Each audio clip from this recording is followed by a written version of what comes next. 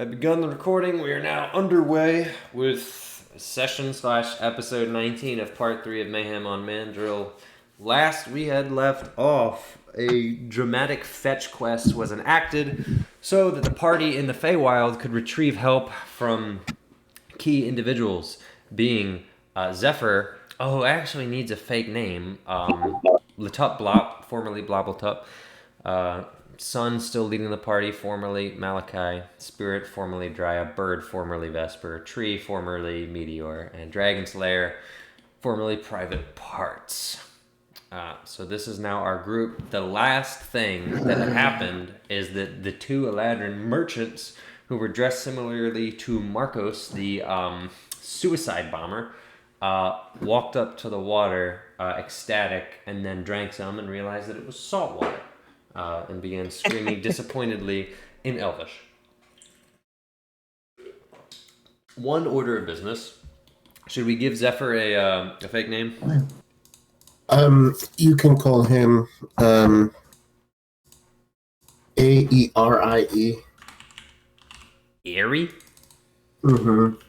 Airy it is. Airy. Airy. Where's that come from? Well, he's an Air Genasi. Okay. Alright. Okay. Yeah. Oh, I have so many people that I don't need anymore. Outdated. Okay. In which case, what would you like to do? Noticing the Eladrin on the coast.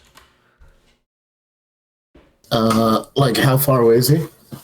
Let's pull out the stick. 80 feet. Blow him up with my mind. I shoot him with my gun. You don't have a gun. I was going to say Eldritch Blast. Okay. Rude. Can I get an insight check on them? Like, do they look... Sospechoso? Huh? No, sorry. Suspicious? Mm-hmm. You may insight. I should actually pull up D&D Beyond so I can actually see the rolls. Good reminder there. I should also get the classic Michael Gelfi ambience. Brought to you by Michael Gelfi. I have to add his name into all of my descriptions so that I'm not technically stealing from him. The poor man. Alright, Gelfi, my beloved. Good old 12. He is my beloved. He can have all of the money that I'm not making from these videos. He can copyright them all. Alright, it's a little bit hard to read. I mean, they don't look particularly harmful now. Their full focus is on the water. Doesn't look like they've even really noticed you. They look kind of nondescript in some rough garb, somewhat leafy, a little blackened, it looks like, a little bit dead. It's a little bit difficult to tell what season they actually are. You're thinking maybe winter, but honestly, it's not. Usually, it's pretty obvious for them. It's not as clear. They're just kind of grayed out. It's like they're almost in grayscale. So I mean, maybe winter. So I know we had like put on we had put on some disguises before. Had you? Did we? I Yeah. don't remember that. Yeah, because we dressed up Drya, and it was like not very good, but Well, that's true. I know you dressed up Drya to look as much like a spring Eladrin as possible. I had also cast Disguise Self so that I look like an Eladrin. Okay, no, I remember that now. Yeah. Either way, it doesn't cost me anything, so I'll put it on myself. And then I'll tell the party Sun is gonna move forward. Oh, that's right, the spirit, this woman. I'm basically gonna just fill everybody in that I'm suspicious that these are the rest of the suicide bombers' friends or whatever. I want to get a better read. Okay. You going up alone? Was somebody going to say something? I mean, I don't know. It's hard. You didn't really say any of that in character, so. Oh. The suicide bomber comment was out of character. I don't know if that's a real term that exists in the lore of Mandril. Maybe. I'm going to Fire bomber. so I cast disguise self Yeah. to look like I guess I'm gonna just do a spring Eladrin, Sure. and then I'm going to tell everyone the person who attempted to I suppose I don't know if kamikaze is a word either. No. Try again. The person who attempted to well, The fire bomber. yes, the firebomber. That's valid. Yes. I said there's a huge possibility that those may be his associates. You beat them up? Perhaps we get some information from them first. Okay, you say I need beat up. Yes, I'll go on ahead, and you'll stay close. Okay. All right. You make your way over across the desolate trees, revealing yourself on the other side of the bank. And you're not trying to hide or anything, right? You're just casually approaching. No. All right, cool. No. In which case, one of them quick flips around and immediately says, Nathan, what? Who are you? Oh, hello. My name is Petal. Huh? Petal? Petal. Petal. Like Pettle? No, like a flower petal. Petal. Okay. You said petal, so I was like, that's weird. Petal. Okay. All right. Well, hold up. Let me put this in quotation marks. This is important. Petal. Okay. One of the Eladrin says, you're a spring Eladrin, huh? What do you got to be happy about? Well, I'm not quite.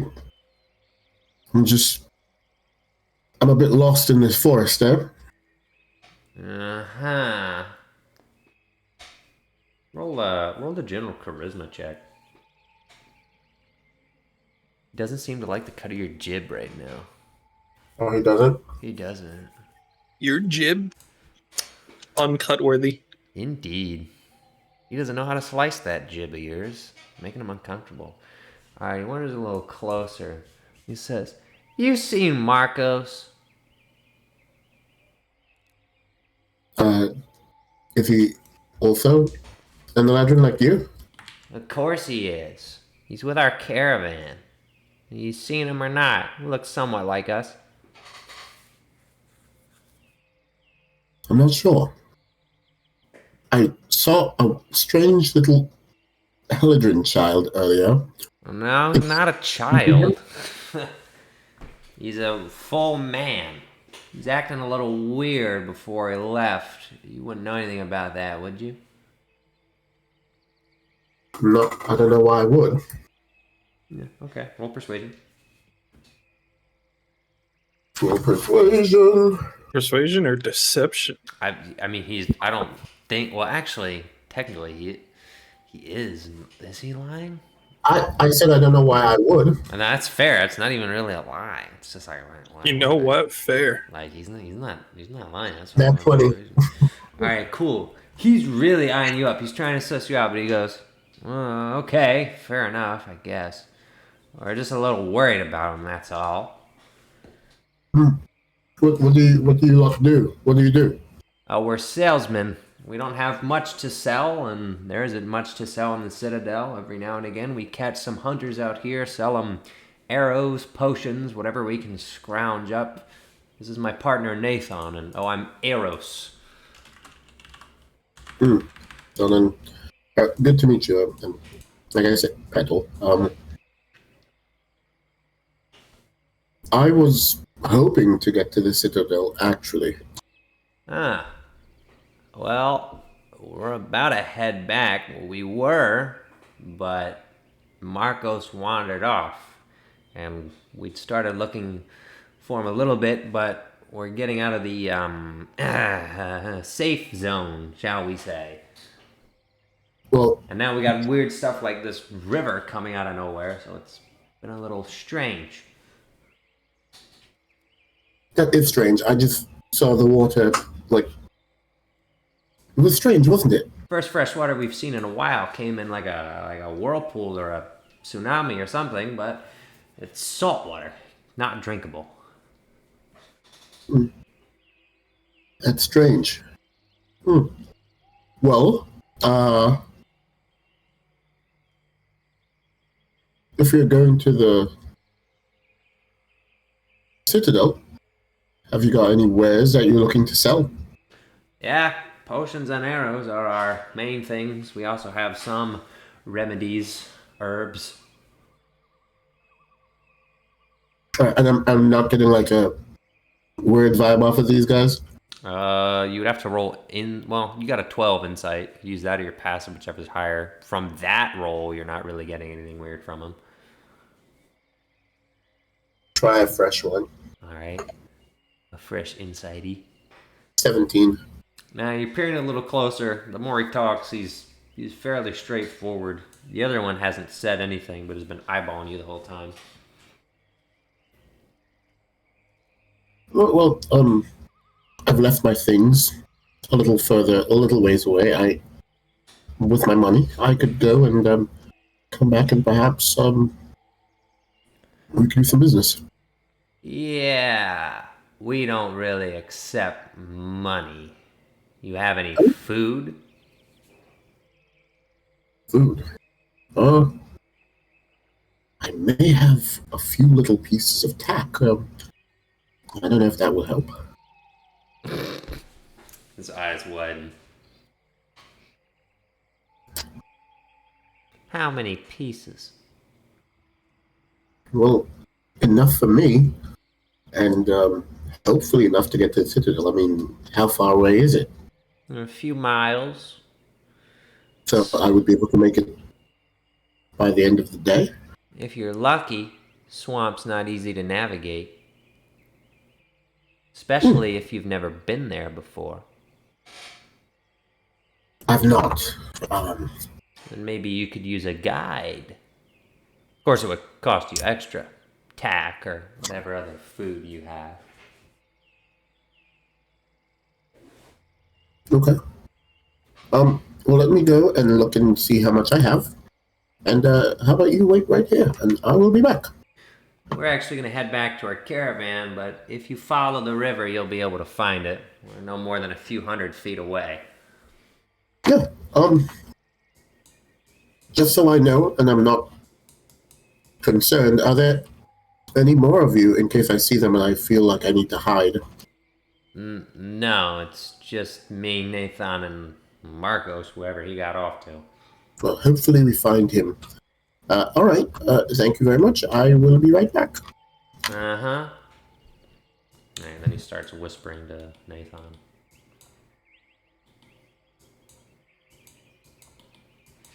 Alright, you going back to the group? Yes. So, I didn't get the sense that they were going to bomb anything, but I still am not sure. So, they've told me where their camp is. We just have to follow the river. It seems that they might be able to guide us if we're able to trade things with them.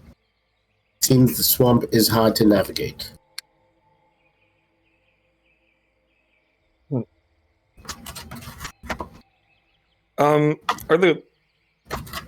I'm pretty sure Drya is wearing Marcos's clothes.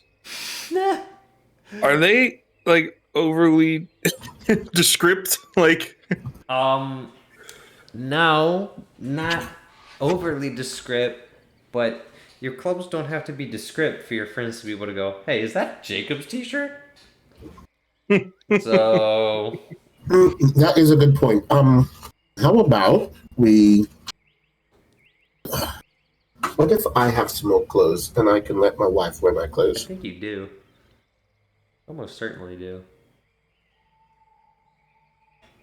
I think I do have some more. I know you did at one point.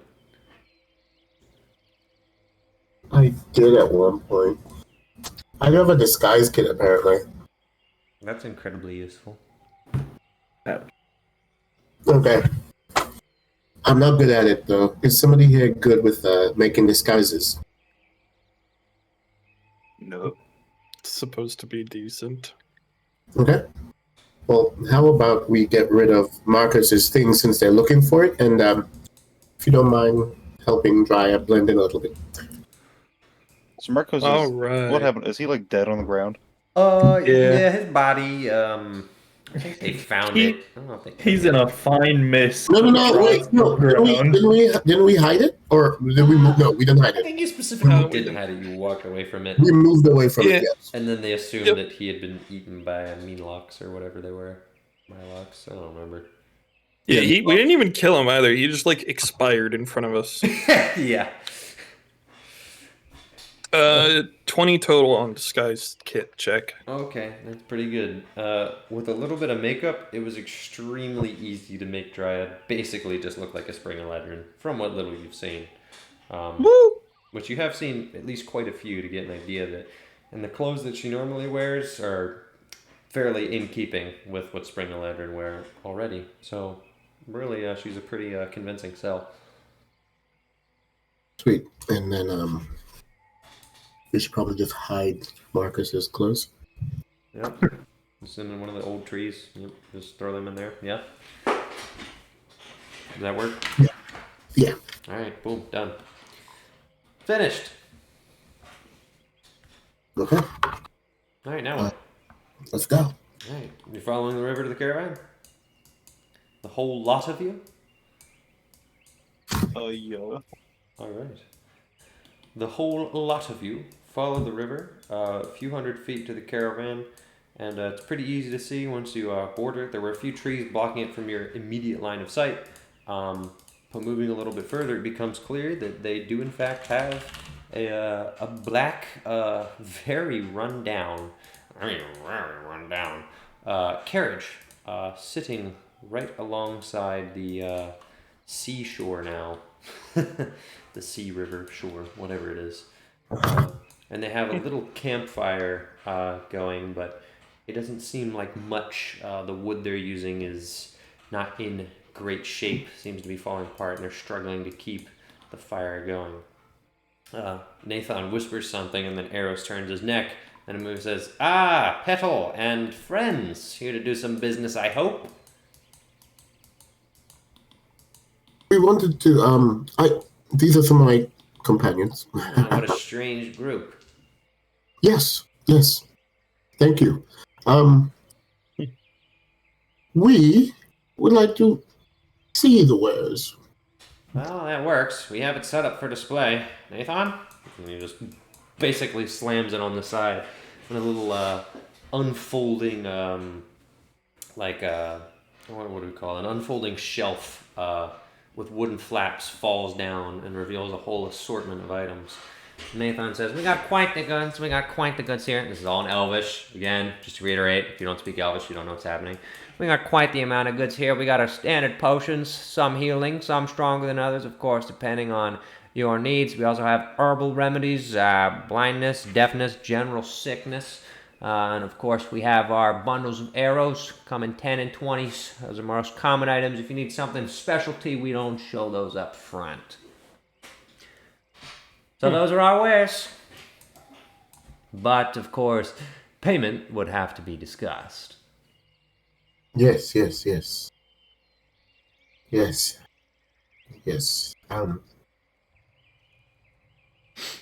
Okay. A couple of us had our heads messed with a ways back. Do you have anything that could help with that? What kind of head messing with are you talking about? If you're talking about the fog, then yes. Yeah, I believe that's what it was. Yeah, we have herbal remedies for that. Most elves, or Eladrin, I guess I don't really know what word he's using. He's speaking Old Elvish, so they're kind of the same thing in the native tongue.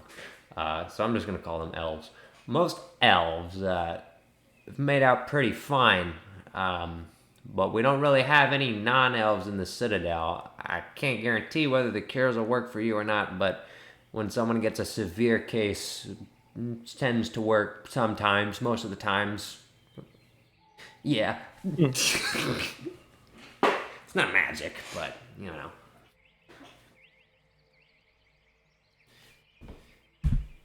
Well, how much for those? Well, if you just want one serving, we're talking, you know, a meal's worth of food.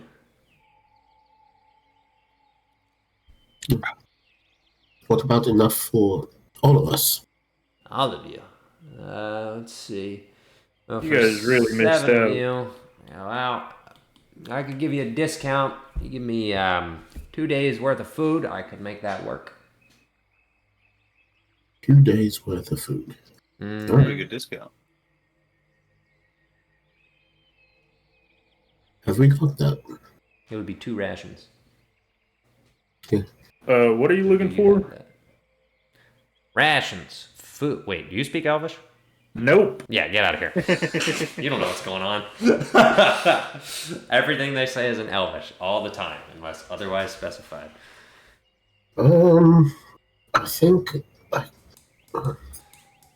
don't think I have. You guys might be running out of food. You definitely would have taken some with you. The question is how many? Because that's something we haven't discussed in a while, actually. I have 10 rations. Okay. When they teleported us, what did we get to bring? Anything that was on you or that you wanted to bring with you that you could carry. I have, So anything on our person. Yeah. Well, that sucks. If you had the foresight, you could have been like, oh, rations, but it's something you would have had to think of. Yeah, I don't think I'm doing too much thinking about that. Yeah, okay. well, I mean, we could all. I mean, they did know they were going on a mission, so. Yeah, I mean, it's more likely Blobbletop might have some in reserve he's carrying around. How many does Blobbletop have, actually? What, rations? Yeah, on him. None. Oh, man, okay. Y'all gonna Because- go hungry. What about Vesper? Vesper is I don't- definitely the type of character that would have come ready. Like, I don't know if I have any rations because they were being carried by the group. but Yeah, but Malachi. if... Yeah, so the 10 rations I have are probably literally all we have left. No, man, not necessarily. Because, again, if Vesper was summoned to join you for casting the spell... Well, it depends. Originally, he wasn't going to join you on a longer mission. It was just going to be cast the spell. It was just going to be So, cast a spell and go back. Whether yes. or not Vesper would have food on him, that's a kind of a you call. It's a me call? It's a you call. Would Vesper have food on him? Would he be ready for this contingency? Yeah, probably. But how much? Like, would he bring? Yeah, I'll bring 2 days of food, or like I'll bring 10 days of food just in case. I mean, probably like 5 days in case we got lost or something. All right, that works. That's 5 rations. I'll give that to you. All right. In which case, you have a total of 15 rations in the group. Although ideally, you should bring that down to 13 because a day passed and you would have eaten dinner and such. Although the spider did help for those who ate the spider. I sure did. Showed I you. mean, yep. So go ahead, take off like 1 day of rations. Either Vesper or Malachi. Okay. I'm going to take one off. Okay. In All which right. case you have 14 to bargain with.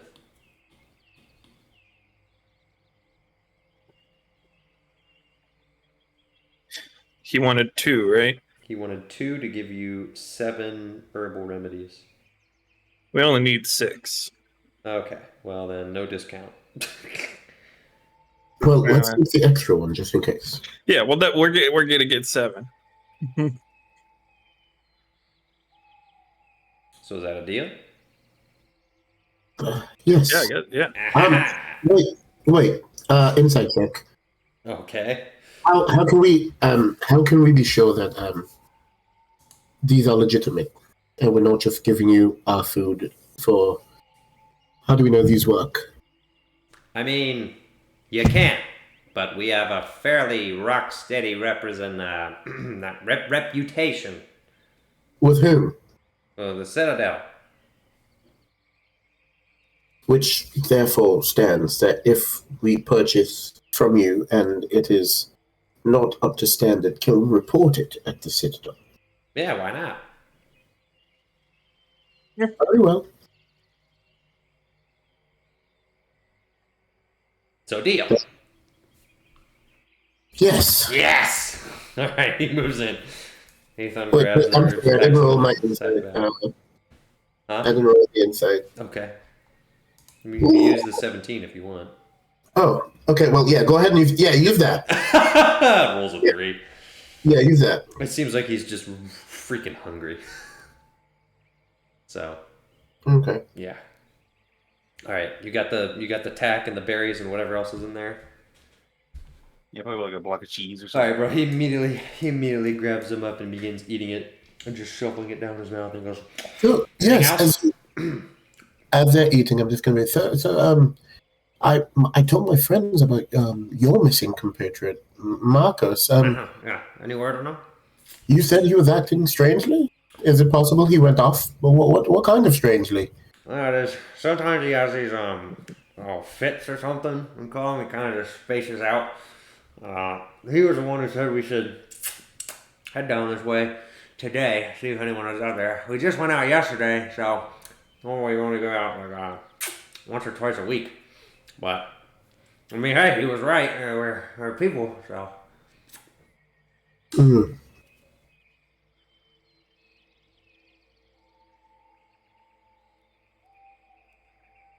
Th- This sort of instinct has always been true of him. I mean, no, he just sort of casually said we should head out. I mean, we didn't really have anything else to do, so I don't want to make the trip, but he insisted, and you know, we're hungry, so it was worth a shot. Hmm. And did anything happen before? What do you mean? Strange? Just, I mean, if he suddenly acted a bit strange, is there something that could have triggered it? Anything Not really. like force or? He just has his moments. I guess the fog gets to him or whatever happens. All right. All right. And this is just a carriage, no horses or anything. There. That's what I've been debating this entire time. They have to have something. Now, what they have, I don't know. You know what? I'm gonna say no. I'm gonna say that they have to lug it around by hand. Wow. There ain't no way horses survive in this. Bob Tupple. Oh no, he doesn't speak it. Never mind. Poor guy. I can translate if he needs to say something. True. Yeah, he's gonna go up to Malachi. Ask him what like secret things they have. Ah, so, Do you speak Elvish? who, Malachi does. so you said you have like speciality things. Do you have any special or secret items that you a little under the counter, if you will, or under the Eros counter? nervously looks at Nathan, who looks you dead in the eye and says, "Only for trusted customers. And how does one become a trusted customer? Steady business." Steady business. That is a good business model, friend. A very good business model. All right, and you mentioned possibly being a guide. Yeah, we could do it. Wouldn't even What- charge you that many rations if you guys were willing to haul the carriage for us. All the carriage for you. Oh, we could get our big man on that. Our friend Tree might be able to do that. hope. Eros looks back You almost for talking the about first me time. or him? Almost for the first time, acknowledging the two strapping men at the back wall and then the strange crab colt, whatever that is. And he goes, "Yeah, quite a bit of muscle there. That could work. Maybe for just one more ration. If you guys take the carriage, we'll escort you in. But, well, you wouldn't happen to be prophets, would you?" Is that a common thing? Just bumping into prophets? Well, no, but you're Spring Eladrin. Surely you know about the prophets of Spring. Or you haven't been to the Citadel, that's right. Where are No. you from then? Haven't. Well, I'm actually a little bit of a traveler. I've been all over, and I suppose I lost track of time after I met some very huge crows, ravens, actually. Oh. Yeah. That's why we don't go south of the mountain range. They're still out there, huh? Yes, I did Eh. meet them. Yes, They didn't kill you. I managed to escape. I hid for a very, very long time. They Huh. certainly tried. Oh, that makes sense. Yeah, I've debated just picking up and leaving, walking south and seeing what I'd find, but as crappy as this place is, it's not even the most dangerous. Whether it's the birds or the beasts or anything else in the fields, it's not a great time out there in the wild. And I'm not exactly a fighter. You've been around this area. Pretty much my whole life, yeah. Would you be able to add anything to our map? Now you have a map. That's strange. The only maps we have are local. Let me see that. Well, little things that we've sort of scribbled based on people's answers to questions. And Alright, are you handing him the map? Yeah. Alright, he immediately picks up the map and goes, whoa, this is professional. That's the Cairo Plateau, if I'm correct. Kairos, the ancient gate. I don't know what this is down here. That's... just things individually we've all sort of Where did you met. who drew this? This has stuff. Not sure. We found it. This has stuff even I don't know about. What? Here's the pit, What? the range. Huh. Yeah, this is fairly accurate. The Citadel's not quite right. Whatever this art is here, the walls are different. I guess it gets the main ideas. The mountain ranges look correct. I haven't been to the Cairo Plateau myself, but all of that seems in line from the old maps that we do have. As for the rest, I've heard about some of this geography. These are the crags where the raven dwells, the lower mountain range we don't pass. That looks like the old dead wood, so I've heard. I don't know what this building is down here. And then he points to the little tower, like at the peak tip, the southern tip of the map. Nor what this little village is. Wonder if there are elves there. This is incredible. I don't think I could add anything to this. Assuming it's all accurate anyway. I would imagine it is. The geography of the pit seems fairly on point. It's just the Citadel's not quite right. The Citadel is actually the first point of interest we're going to visit. I see. Are you planning on making it out to the plateau? Not sure. I would be warned. I've been told since I was very, very young that it's cursed. So I wouldn't expect that you'd be able to just wander in. But to be fair, your group looks like they're better at taking care of themselves than I would be. So maybe it wouldn't be a problem for you. Oh, either way, that's interesting. Maybe I should try getting out of here.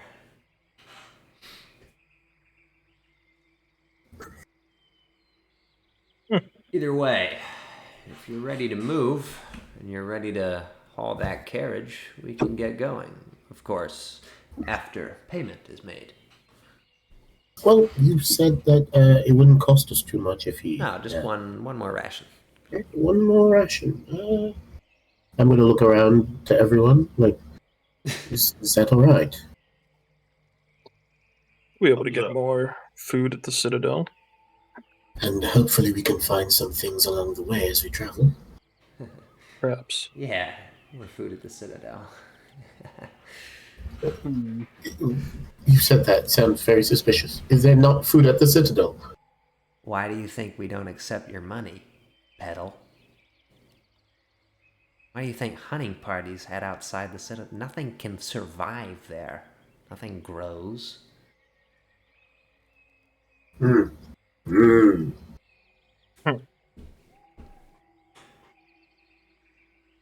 Yes, yes. I suppose that does make sense. Yeah. So can you afford that or not? One more day of ration should leave us with. We might be able to manage, I hope. I doubt you'll be able to make it to the Citadel without knowing your route anyway. Yes, I suppose it is worth it. Yes, please, go ahead. Thank you very much. Now, Nathan will lead the way. I'll just make sure you boys don't go too hard on our carriage. Alright, in which case, they're ready to set off. And I think Meteor is just going to go ahead and grab the carriage by the handle. There is room on these two handles, long enough for someone else to assist. God, Is it what too the heavy for fuck me? is going on? It's pretty heavy, but Meteor could probably handle it. You just might be able to go faster and might be easier if someone else helps. Okay. Your call. What's going on? That's a fair They're going to question. guide us to the Citadel. We did some trading. Apparently, food is very rare here. Oh. Is that it? Essentially, they just told us some of the ways we purchased some antidotes for some of this strange sickness conditions that can be caused by the atmosphere here, and they just gave us not too much information. They gave us a discount in exchange for hauling their cart. And they will guide us. If you wanna help Meteor, you could. I can do that easy. And he casually walks up. I'll help. Alright. I would have said tree and not Meteor. Uh-huh. Alright. But roll a strength check, please. Yay. Meteor out here with a mediocre score. Meteor Me. score. How's Parts doing? Good. Yeah? That's He's such got a portal convincing sickness. answer. Alright, not great. It's heavy. You're quite surprised that these two frail little elves can truck this thing for however many miles it is, because even with the two of you, it's not an easy lift. Like a bonus? It is doable. No, you get to struggle with the carriage. You roll bad. That's fine. All right.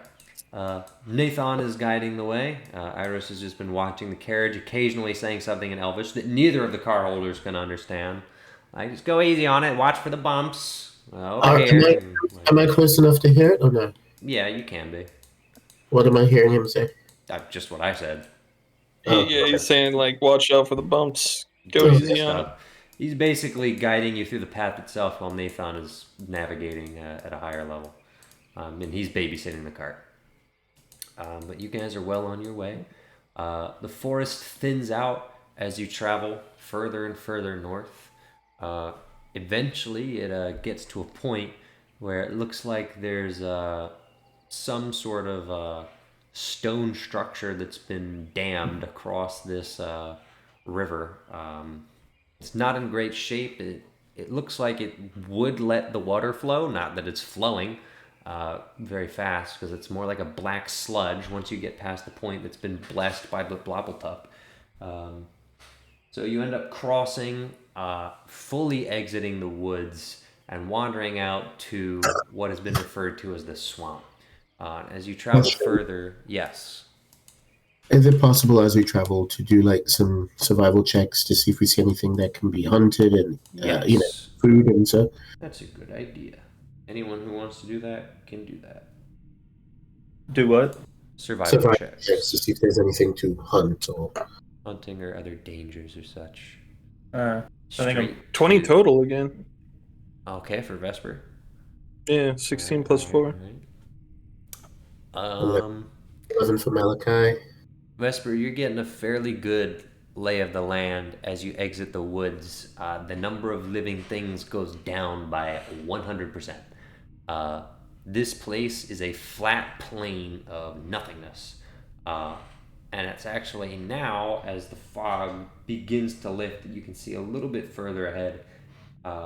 And you can see the shadows of what appears to be a mountain range in the distance, still quite a few miles away. There is nothing here. Everyone else is looking to see if there's bugs at least, or logs that they could turn over, like anything out here. You're pretty sure that nothing can live out here. And as you get closer, it gets worse. It's mud, it's marsh, and then dead black roots, and eventually bubbling gas pits, which very clearly should be avoided. You're initially concerned, but it's clear after some observation, Vesper, that Nathan is very, very specifically avoiding those gas pits. From those gas pits are bubbles that rise and occasionally pop and spray out a visible gas carried by the wind. Looking carefully at Nathan, he is performing a combination of drilling through the ground, evaluating the stability, checking the wind to determine which routes the gas pits will spew the gas from, and then just observing where the gas pits are to avoid them. It is an extremely complex procedure. You're fairly sure that you could pick it up because now that you're observing him, you have an idea of what the process is, but it's certainly not easy. And as you get further and further north, it gets harder and harder. Nathan actually has to pull out a scimitar and occasionally has to cut up some of these blackened, thorny vines which strew across the landscape, seemingly just coming out of the earth and going back into it with no rhyme or reason. Doesn't even look like they're growing, not even like they're living. Just cold, blackened, dead plant life. Not pleasant. And the journey continues like this for several hours. And it is not a fun trip, to say the least. But you don't even have to carry the carriage.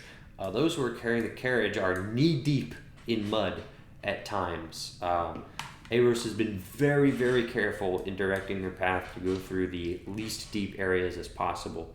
You even see some of the tracks that it looks like Nathan and Aros may have taken, but the land is not nearly consistent enough that you can go back the same way that you came. Some mud sludges in piles in greater areas than before. Closer to the horizon, Vesper, you're not sure if anyone else notices it, but it looks like the land itself is moving. Like mounds of mud are mobilizing, physically getting up and like stalking you. They're several hundred feet away, but it takes you a few times to catch it before you're like, no, that mud is like, we're being watched by the freaking mud. Not a pleasant experience. And you're fairly certain that no one else is catching that. Now, whether you keep that to yourself or share it is, of course, your choice. But you're fairly confident.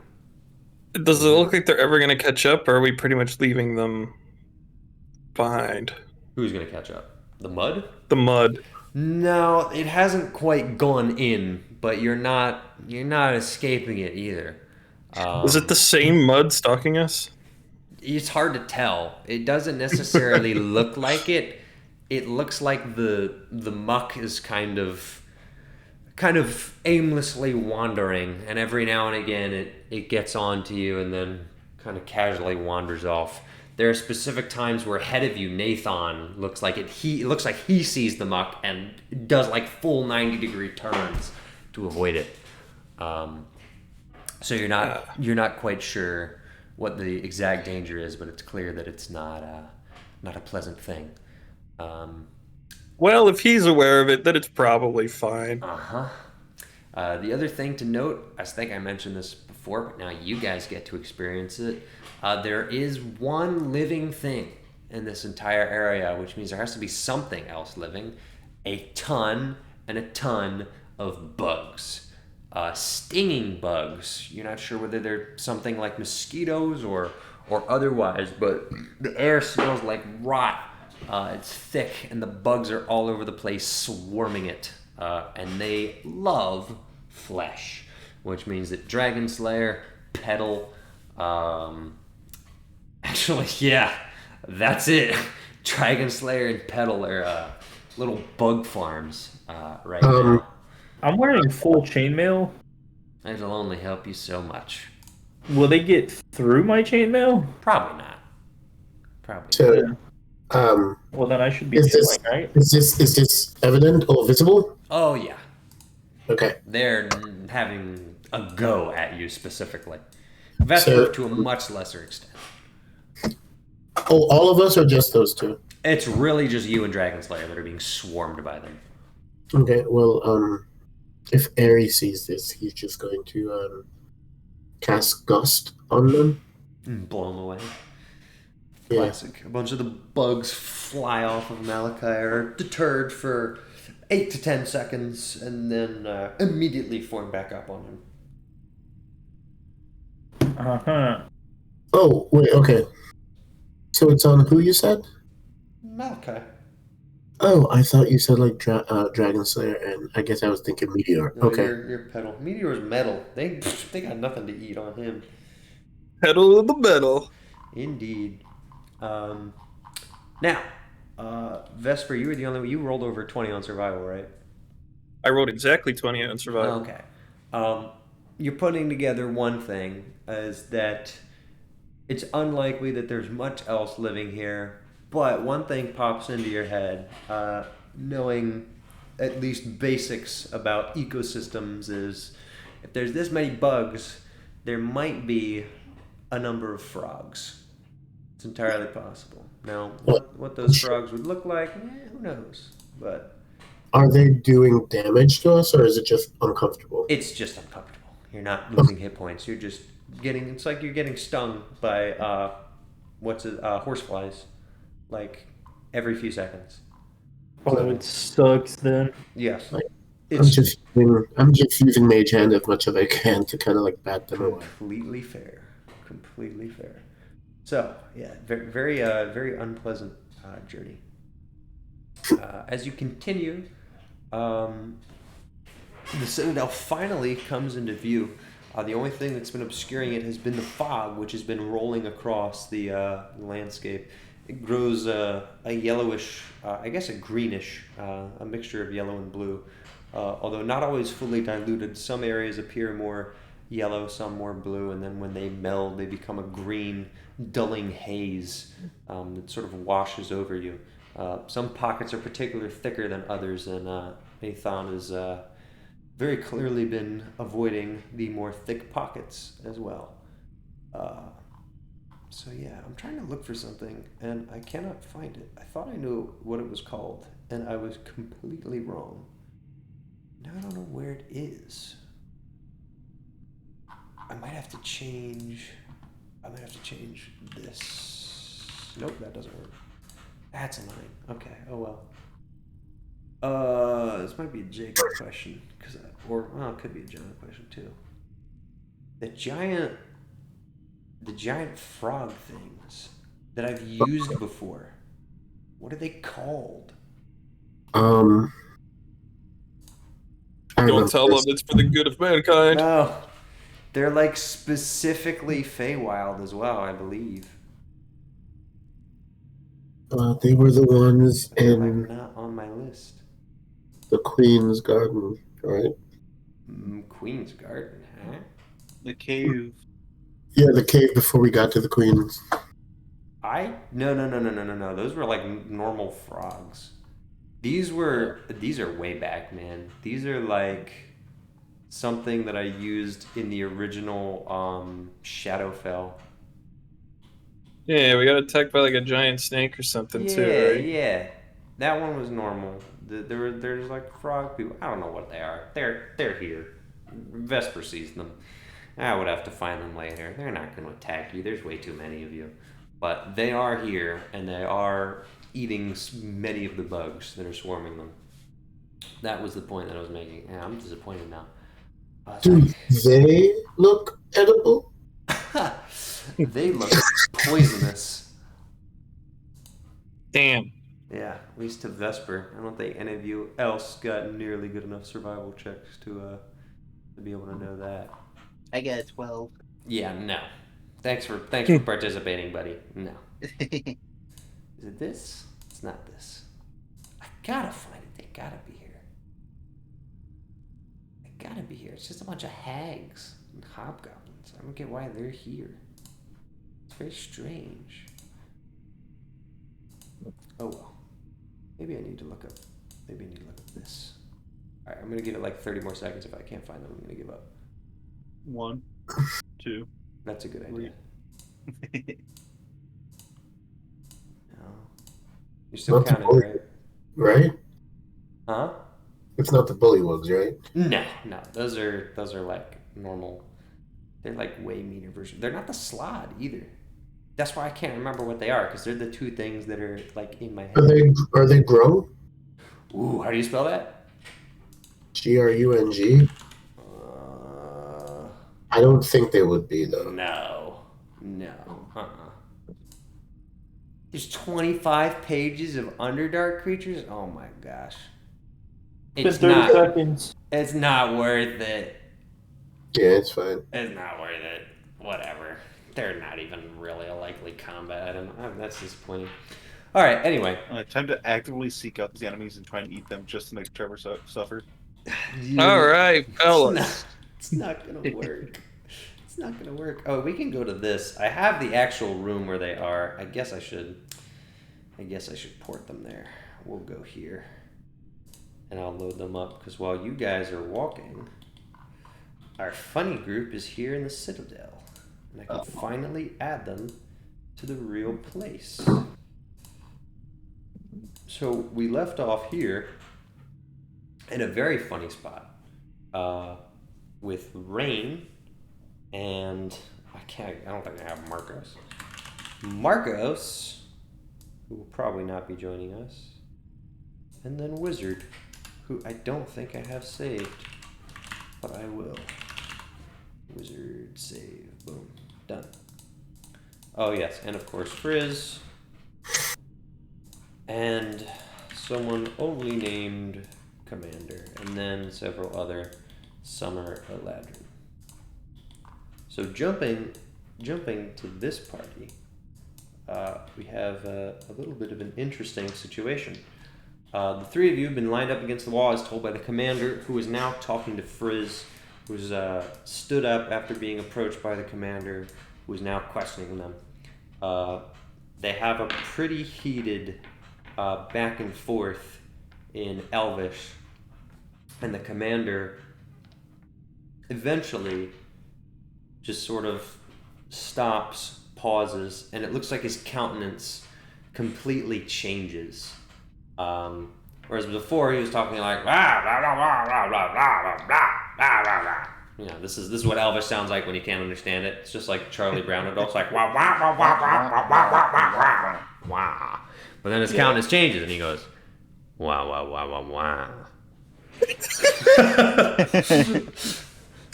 But an Elvish. And Frizz takes a second and just looks sort of confused and then looks back at the three of you against the wall, says something quickly, and the commander closes his eyes, he sort of rubs his face on his head, and then it looks like his countenance changes again. He says something quickly, and then he storms off. He's gone. You can hear his footsteps echoing through the hall. For reference, you guys are now, I will show you where you've been led through. I have some of this map done.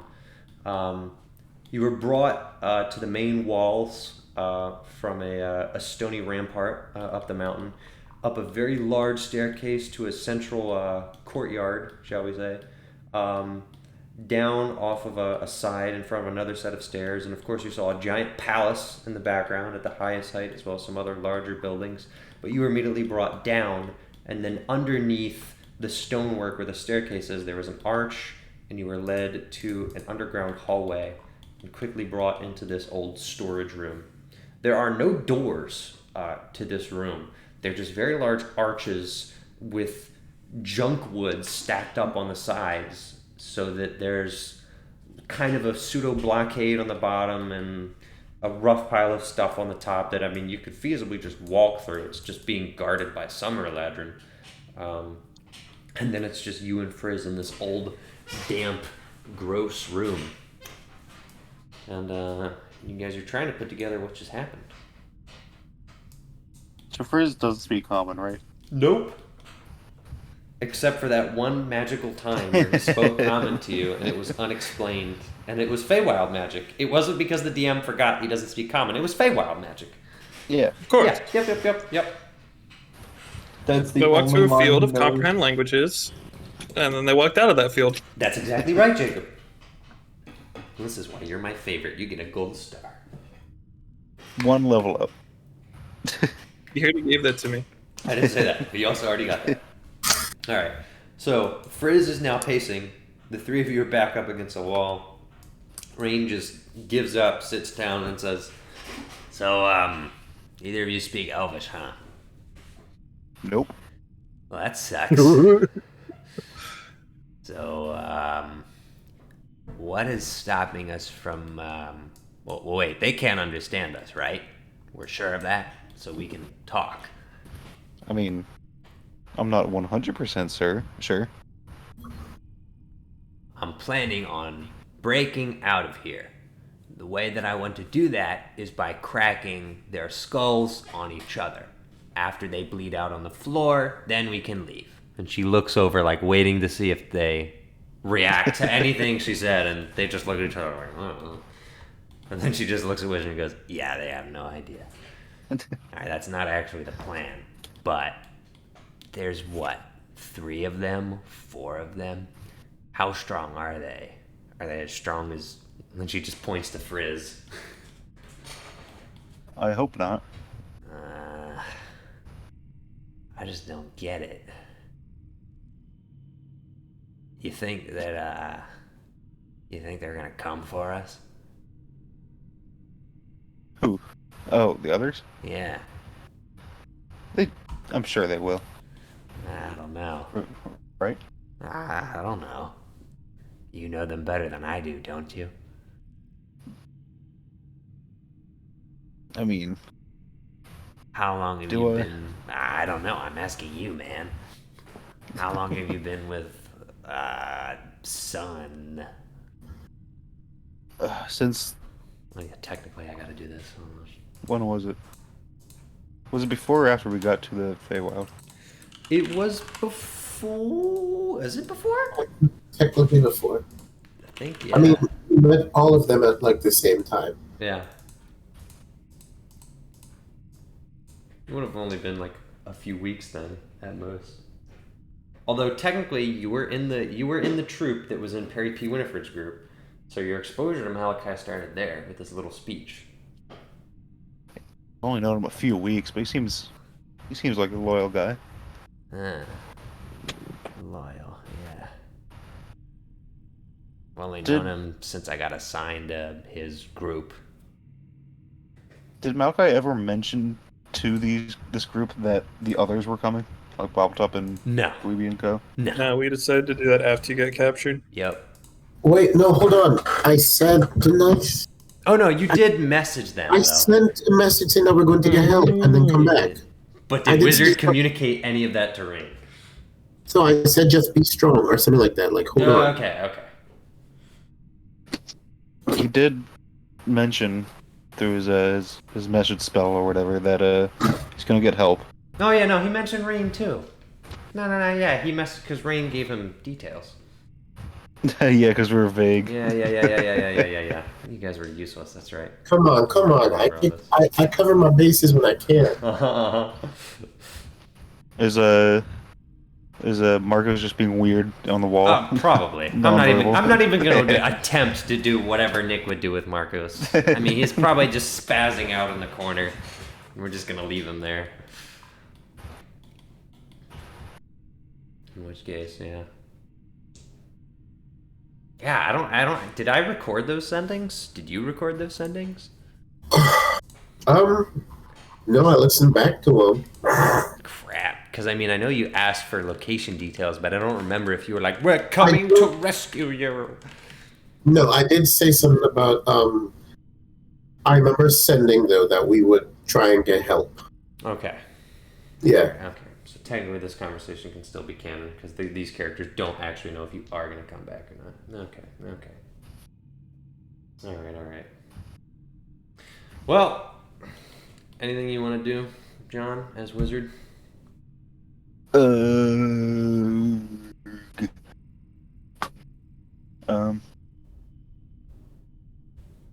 Nah. Okay. All right. Well, Frizz is going to pace back and forth. He's going to say one thing to Wizard and see if he picks up on it. And he's just going to stare at you. I shrug. Okay. He frustratingly just goes back to pacing. Alright. After a few minutes, another Summer Ladron. I mean, I guess I could draw. Hold on. I can get another one. Yeah. Another Summer Ladron, not the commander, comes by, says something quickly to the two men guarding the, quote, door. And then they turn back. They fold out, and then the other two walk up, have a quick conversation. He walks in the room and gestures out, talks quickly to Frizz, who then eagerly goes forward, kind of looks at the rest of the group, and just moves on.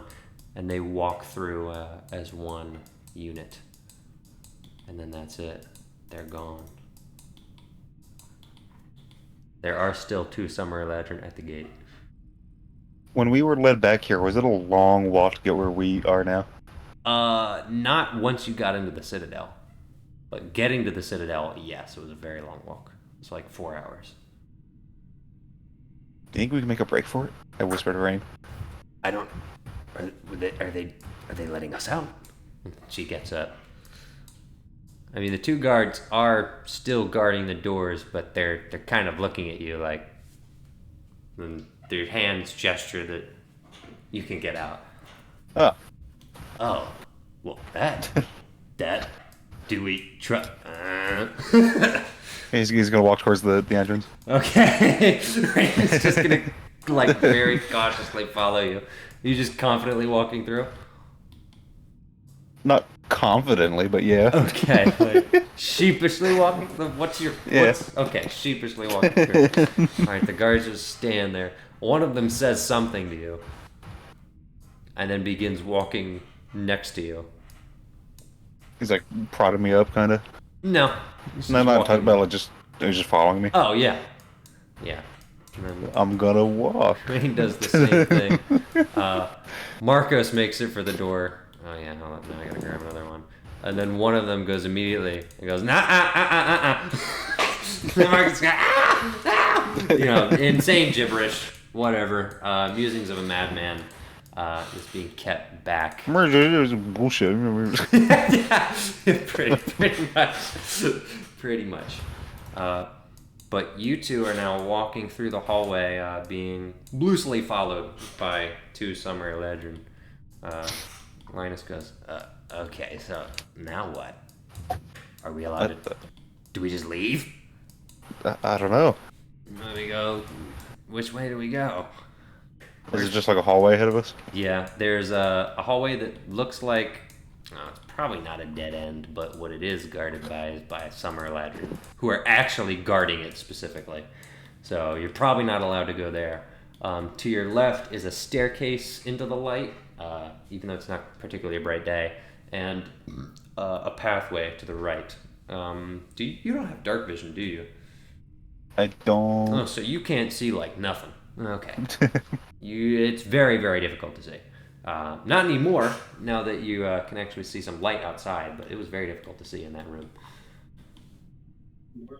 I'm gonna turn towards one of the guards and point at the hallway behind us, or like the branch behind us, the stairwell, whatever it was.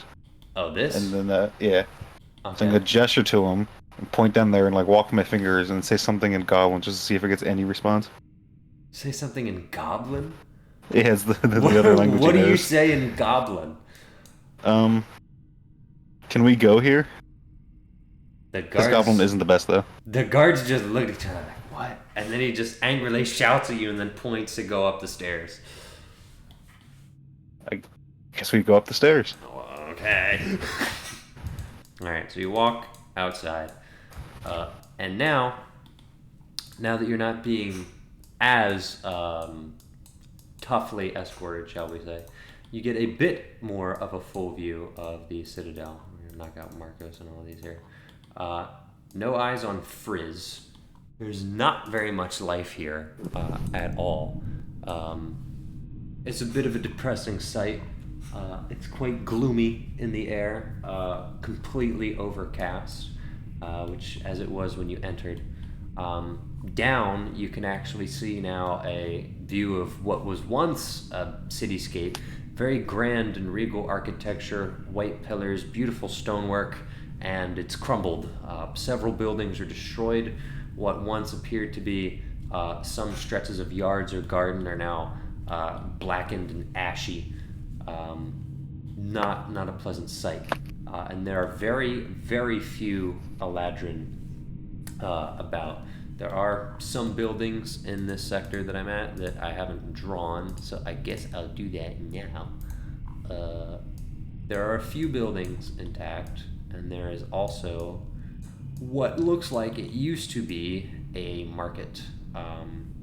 Notably, anything that appears to be wood is rotted, like to the core. So it looks like there's some kind of a market or bazaar path here, but it is essentially trashed. It looks like there were stalls at one point, and now no longer. Some rubble stone, some broken stalls. There are some Eladrin that appear to be winter Eladrin manning what is left of these, selling trinkets, talking amongst themselves, but not doing much. The summer Eladrin at this point leave you, and they walk not too far away from you, and you can see that they stop at one of the larger staircases that actually goes above your head to a very large wall here. It's about 40 or 30 feet tall. Just a massive wall that appears to be a completely different section of the Citadel, which you're presuming you don't have access to. Instead, what you have down here is, it looks like mainly residential, you could say. A little difficult to tell. Some buildings are completely leveled, and this is a particularly sparse section of the Citadel. So, We're just gonna go to the little shopkeep, or the shops. Okay. All right. Wandering to the shops, you observe very slow, lethargic movement. Two winter Eladrin seem to be holding on to some mushrooms, talking quietly to each other. It's like everything here is in black and white. There's almost no color in any of their faces. They look pale as death, extremely slow. One of the shopkeepers waves to you and then gives you kind of a weird squinty look. He looks fairly old, or he might just be in really bad health. It's kind of hard to tell. He's not even like talking at you, he's just mumbling under his breath. But he's trying to get your attention, it looks like. I'm gonna walk closer. Can you understand me? And he's weirdly pointing and gesturing to Rain, who just looks at Wizard like, what the heck? And he continues.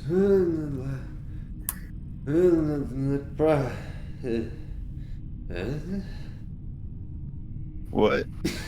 That's pretty much just what he's saying. Sorry, I don't understand. And he like gently, he doesn't really slam. It looks like he's slamming it with all of his strength, but he's really just gently tapping the stoneworks in front of him. Anything remarkable about the thing he's standing at?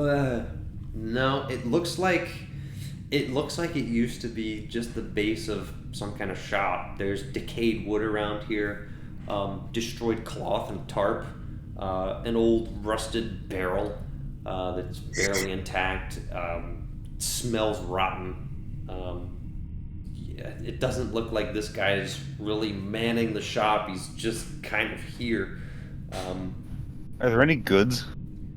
Looking around, what you see is nothing of value. The only goods you see that people have are mushrooms. The one person in the corner that you walk around actually has mushrooms in her hand, and it says like she's offering them to you, a few mushrooms. I'll reach my hand out. She says something in Elvish, like she gestures for her hand. She wants something from you. I don't have any money. I'll give her a sheet of parchment. Okay. She'll look it over. Say,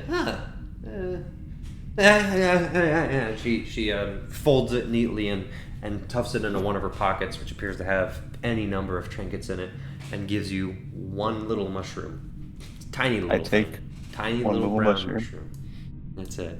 Then she walks over to Linus and goes, and Rain immediately goes, yeah, no.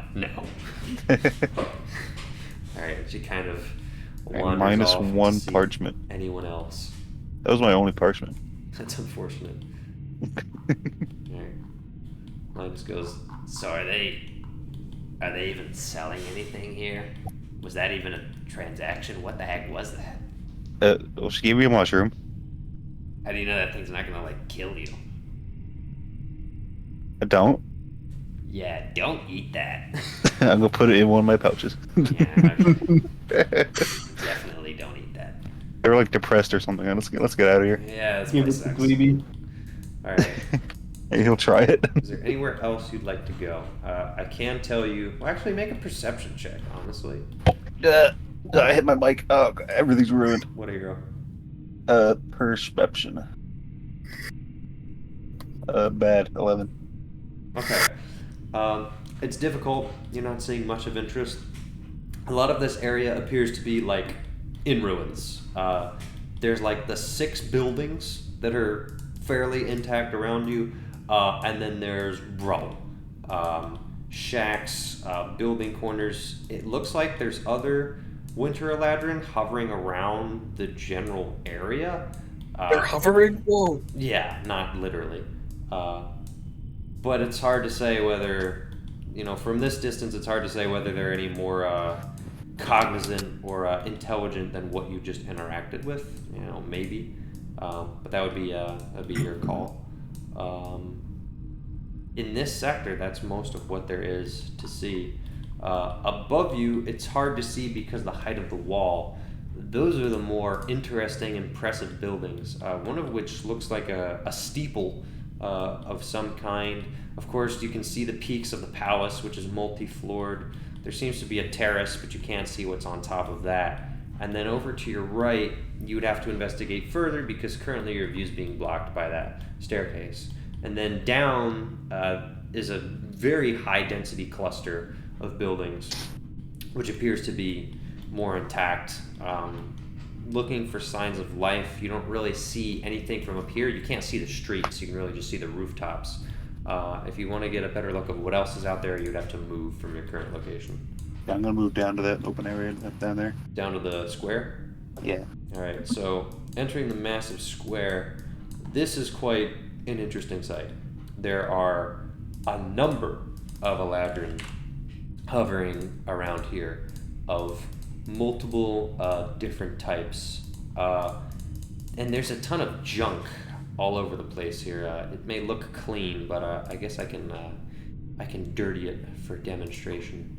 I guess you could call it trash, whether it's rotted fruits or decayed weaponry, spearheads, sticks, rotted barrels, broken bows, just kind of strewn about, old crates which appear to be knocked over and falling apart. The entire square is just covered in litter. whether it's scraps of clothing, leaves blowing across the surface, dead leaves. It's very windy, so everything that's on the ground is just being flung all over the place with, what looks like broken weaponry just being whipped by the wind. Notably, there aren't really any summer eladrin, but there are more winter eladrin and a cluster of fall eladrin, which seem to be somewhat in mid-conversation over to the right. They seem to be talking and looking at you quite frequently. The winter eladrin are, again, more lethargic and they just look off. The fall eladrin look much more with the program currently. That's all you see on the square. I'll go wander towards the Fall Legend. Okay. Alright, walking over to the Fall Eladrin, their circle sort of opens up, not exactly to welcome you, but to stare at you. And they begin talking amongst themselves. One is a quite tall, lanky man with a cane, and he walks forward and strokes his beardless chin and looks back and then looks at Lion, and then he looks at you. Do you have a spell book visible on your person? I don't have much in the way of storage. I imagine it's probably wrapped up in something, then slung over my shoulder or whatever. Okay, but either way, would it be clear to anyone looking that you have a book on you? It's book shaped. Okay. Alright, I'm gonna roll Shape insight. object. The Fall Eladrin kind of looks curious. He begins speaking something in Elvish, and with his cane he points at you and then points at Rain and asks you something. You can tell from the tone it's a question, not that you know what it is. I'm sorry, I can't understand you. And then he turns back and he begins thinking. It looks like he's struggling. Like, if you ever had a really bad headache and you're just like, ugh, and alright, hold up. I don't know how to explain this, so I'm just gonna make the face. It's gonna be irrelevant for the stream. But you have a headache and you're like, ugh. You ever had that? Am I the It's only like one? when you're shitting really hard. No, it's not. That's not what it is. That's not what it is. Not as much pain. Yeah. But sure. Looks like he's doing one of those. Some of the other Fall Eladrin gather around him, and looks like he's struggling to stand up for a second. After a little bit, he gets a hold of himself, and then he wanders around. He seems to be asking for something. Eventually, one person goes over and literally picks up what looks like soot off of the ground and hands it to him. And he reaches into one of his pockets and pulls out a few grains and seems to be looking through them. You don't know if this guy's lost it, is off his rocker, or what. He's literally looking at grains of sand in his pocket. And he picks one up and he puts it in his mouth. And he goes, yeah. All right, I need the camera for this. And he goes, yeah. And then he grabs it. And then he says something in Elvish, waves his hands, and then points at you. And all of a sudden he speaks. He says, "Can you understand me now?" Well, yes. Been a while since I've cast that one. Tell me, boy, are you a wizard? Yes. And with you bring a lioness. Yes. Most strange. I surmise you are not aware of the significance of this. You are no fae. Yes? No? Correct. You are human? Yes. How strange. How strange indeed. Well, I will not use my name. I myself am a fall wizard. Or I was before the darkness that presents itself before you. These are some of my friends and fellow survivors. They kind of begin whispering among themselves. Some of them walk off. One of them you can hear in the background go, "He's talking about the prophecy." And then they immediately run off, the two of them. They're talking to what? Roll perception to see if you understood what the one was whispering about. 13. Yeah, you couldn't quite make it out. Gotcha. But the wizard says, "Well, if I am the fall wizard, then you yourself are the wizard. Perchance we meet on such a day as this, though the time seems right. Tell me, do you know what spell I just cast? Surely?"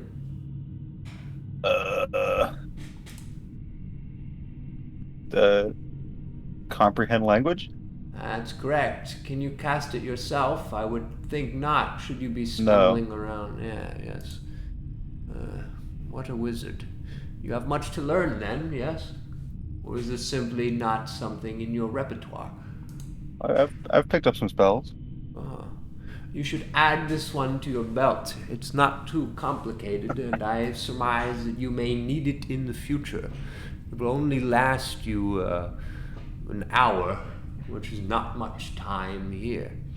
What you need is an arcane focus, or in my case, some soot and some salt. Should you have a focus, it would make things much easier, but I've found that focuses don't work nearly as well here. I need the material itself to get anything done. It makes it particularly difficult, especially since I lost my component pouch. But if you're interested in learning, I imagine it would be simple to teach. It's first level, after all. Surely you know about spell levels, yes? Of course. Or do they not? Okay, good. Well then, try this on your friend so that she can be involved in the conversation. Alright, and he begins attempting to mime to you the verbal, somatic, and material components. It's a very simple word. The somatic component seems to be the most complicated. Go ahead and roll Arcana. Arshbama. 18. It's really easy. It's not a problem at all. Like, sending our message was way harder to get than this. Ray of Frost was harder to get than this. This one's simple. But he actually gives you a pinch of salt and soot to perform it. You actually don't use your spear to cast this one, which is strange. You haven't tried casting with your spear. You can later, but for now you need the salt and the soot. That's how you know how to do it. You cast it on Rain, and all of a sudden the wizard speaks and says, "Well, let's see if it worked." And Rain goes, "Oh shoot! Oh, yeah, no, I see what happened. Yeah, okay, yep, yeah. I should learn some of this. Not as easy as it looks, but yes, very useful. You two, tell me, have you seen the Duke yet?" I assume not. "You may wish to pay him a visit. If I'm correct, some of my friends told me that you were escorted in by the king, or his men." A bunch of the summer guys. "That would be them. They let you go, though." They let us wander around, I think. "Interesting. We came with two others. One stayed behind, and they're interrogating the other, I guess. He's also a samurai legend. I see. If only the prophets were here to see it. You should visit the Duke before the king gobbles you up. I will take you to him. I'm sure he will be eager to see your company. Although I am not yet sure if he is a true believer, today we will find out. His faith will be challenged. Come." And he begins walking you over. Alright. Alright, he takes you through a fairly intact part of town. Very, very neat buildings. Very, very cookie-cutter buildings. Whereas many of the other buildings you see seem to have been sort of strewn about. This is a very orderly section of town.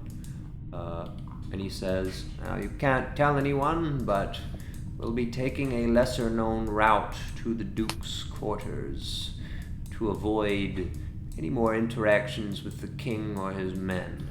I can't say why. I understand he's released you, and I hope I'm not leading you into another one of his schemes, but we should be safe. Either way, stay alert. Alright, he continues walking you forward. Eventually you get to a ledge on a corner of the wall, and the wizard carefully prods around, scanning his hand on a stone wall until eventually and a large lever seems to have been pulled by the press of a button, and a door unveils from the stonework quite quickly. You're not sure if it's mechanical or magical, but you're guessing magical.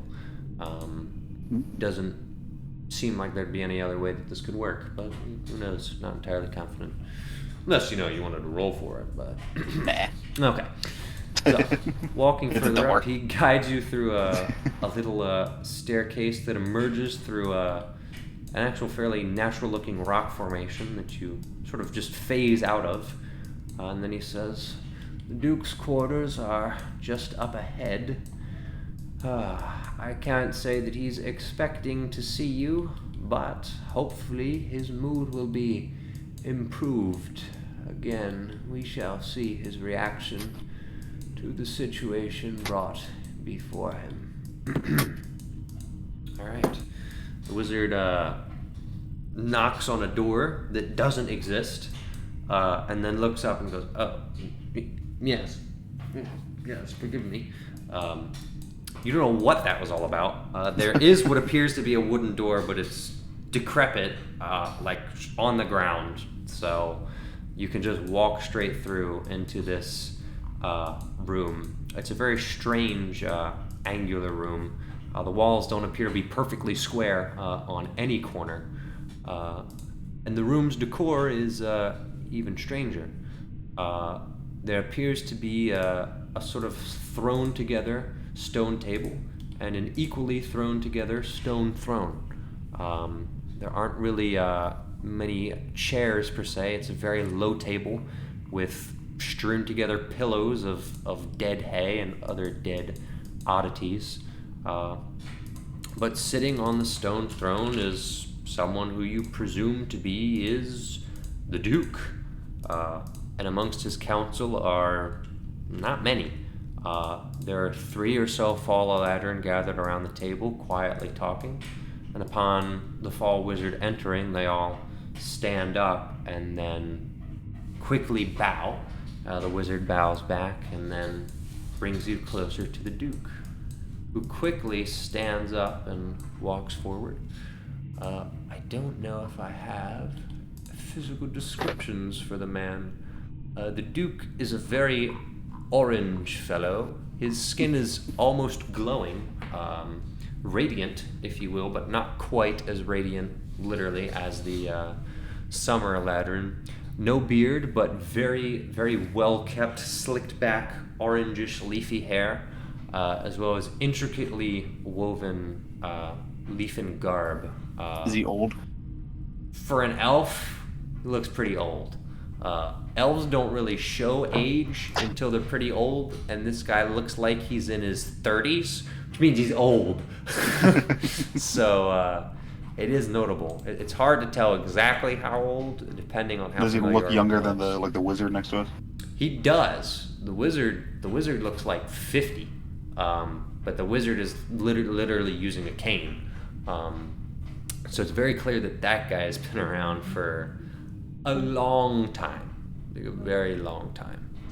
And the Duke says, "Well, what company do we have here, O Fall Wizard? Who have you brought to my doors? I hope I can be of some assistance. Come, sit." And the Fall Wizard says, "That will not be necessary, O Duke. I was hoping that you would recognize these individuals yourself. He is a wizard and she is a lioness." And the Duke just kind of looks like, "Uh-huh." And then the Fall Wizard goes, "This is not of significance to you." "Should it be?" It's a prophecy, my lord. Alright, the Fall Wizard just really frustrated goes, "As I have regaled to you multiple times, or so I seem to recall, Yes, the prophecy mentions such individuals. Or must I quote it again? I shall. His ways are foreign, and his company is strange. He brings to you a son born of a dragon, bird of war, yes, yes, yes. He brings to you a wizard, though not yet complete. And I believe the last line, he brings to you a lioness and a spirit of the woods. My lord, before you are two of the individuals mentioned in the prophecy. Do not see this as significant? And the Duke says, I must apologize, but as hopeful as I am that the reign of this slimy evil has come to an end, I've told you before, I simply can't take it on the faith of an old man. Though I appreciate your wisdom and your loyalty to my court, I myself have yet to read the words that you say were written. And so, did we not have this conversation recently? And then the Far Wizard says, unfortunately, it must have slipped my mind. But either way... Wizard's gonna speak up a little bit, assuming I can still understand them all, right? Yeah. Mm-hmm. You mentioned like a bird, a spirit. Yes, the line, I must remember, I never got to read it. It was read to me, and I attempted to memorize it. It's been many years, and the Duke Because just... I know a spirit and I know a bird. Okay, now the Duke looks at you like a little interesting, and the Wizard goes, yes, I must start from the beginning. His ways are foreign, his company is strange. He brings to you a son, a dragon born, or you can see, he brings to you a bird of war. I remember the bird of war. He brings to you a wizard, though not yet complete, was the line, I know. He brings to you maybe something. He brings to you a lioness and a spirit of the woods. I don't remember all of the lines, but I am sure of the two lines which you represent. He brings to you a wizard, though not yet complete. He brings to you a lioness and a spirit of the woods. And you know of these other individuals even. I think so, yes. They're not in the Citadel with us, but we were traveling with them. Well, then my memory does not fail me. And he triumphantly bangs his cane on the ground and says, Oh, wise Duke, don't you see? The reign is over. The strange company has arrived, and with it should be our hero. And the Duke just says, well, I certainly hope so. I would like to meet this entire group if it is true. You say that you recognize the others, though they're not here with you. Will they be joining us shortly? About that. So, I point at Linus, we were captured by the Summer Eladrin. Yes. And at that point, we were separated from our group. Interesting. Does the prophecy mention anything of that? My wise Duke, I do not recall anything of the nature, but I only have the few lines memorized, those which were most important to me. Yes, well, I'm not sure that's enough information to go on. For all we know, this could be a fluke. You are a wizard, not a sorcerer or a warlock, indeed. Correct. And you are a lioness, yes? Technically. What does technically mean? I'm half tabaxi. What is a tabaxi? It's a cat. It's a cat pert. It's like an ocelot specifically. What is an ocelot? I'm half lioness. Just drop it, man. Oh. Well, this seems quite unusual. Listen, I'm a little worried, you see. If you've been in some trouble with the king, then it is not great for you to make an appearance to my court. I don't want to be complicit in anything that the king may have against you. Not that I don't wish to help you, it's simply that the king has more power than I do. That's the funny part. We don't know what they have against us. We're, for the most part, just minding our own business. Very well. They didn't tell you what you had done wrong, or I mean, I couldn't understand him at the time. Ah, I We have see. one of our companions that's they brought with us here is also a Summer Eladrin, and he's been talking to them, but Right. we don't know what he's The saying. Fall Wizard immediately turns and says, "He could be the warrior." The Duke says, "Yeah, yes, yes. Curious." He was pretty strong, I think. Oh, very well, very well. See, what concerns me is that, well, you must understand, I'm sure this is your first time in the Citadel. Yes, I certainly haven't seen you before. Absolutely. Mr. Fall Wizard, if you could have a seat, I may wish to talk to our guests in private regarding the prophecy. The Fall Wizard goes, yes, yes. And then he reaches his head, seems to be really struggling, and he sits down, and some of the other members put a hand on him. The Duke says, "Come, follow me. We will speak in the tower. And we will keep an eye out for your friends." All right, you following him? Yeah. All right, great. All right, he takes you down a short hallway and then up a large spiraling staircase. He says, "Listen, I've been here for many years as Duke. I am no young spring chicken. I am a fall boy. In fact, I am no longer a boy, I am a man. Although I have felt stunted in my role as leader of the Citadel, for obvious reasons that the king lays claim to the throne. And that being what it is, my ability to intervene is limited. Now, if the king has come and taken you in or caused some problems, I advise first that you get clarity with him. So far as I understand it, the situation is this. It's not that I don't believe in a prophecy, or I'm not glad that you aren't here. In fact, your coming gives me much hope, and of course it's given even more hope to our resident Fall Wizard. But there's simply too much that I do not know. This prophecy I've never seen, only heard from the wizard himself, who was there when it was given by the prophets of spring. I did not bear witness to it myself. What I have heard instead, and more so what I have seen, is that we need to yield to our untempered emotions. I have been very careful not to let myself be consumed by the rage and depression that swallows this land. You may have noticed many plagued by a very severe illness if you were released. I'm sure you can confirm that.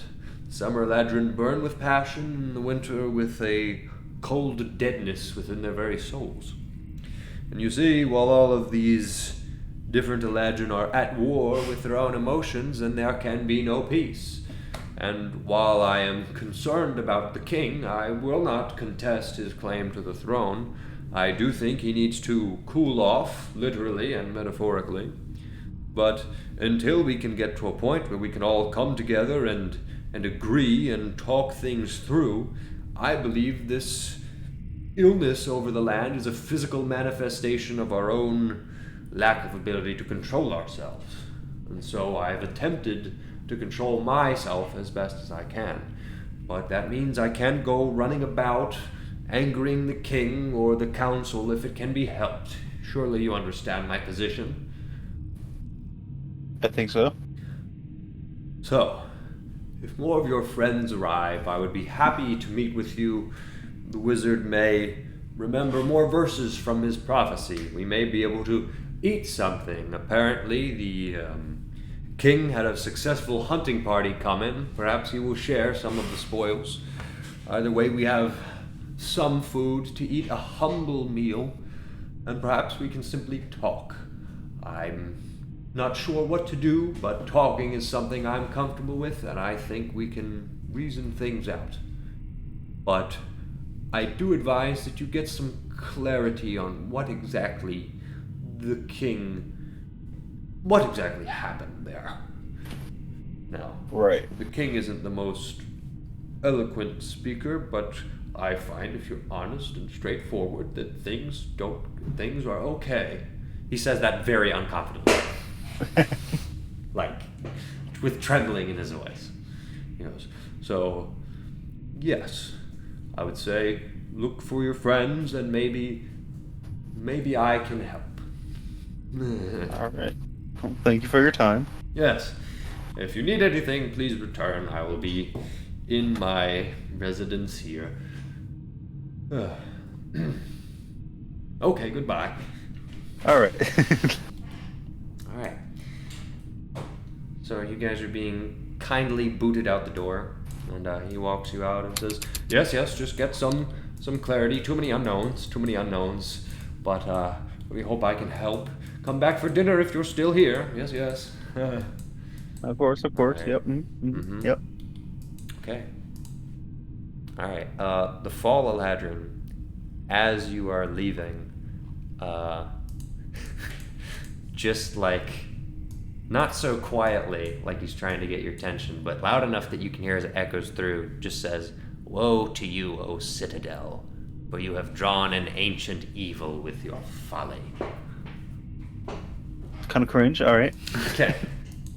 All right. And you're just like, and Rain just looks at you like, "What the heck was that?" So we're like out now. Yeah. Back at the That was so weird. Did that guy seem off to you? They all do. Something's not right, man. I'm Well, telling since he taught me that spell, I think we should go try and find what's his name, Fizz. Frizz, Frizz. do we have to? We should. Guy's awful. He was gonna kill us, man. Oh, I forgot that he terrified us. Yeah, he did. So factor that into your equation, because Rain's like, no. Let's go ask those guards, the ones that escorted us. Alright, I guess that works. If they don't yell at us.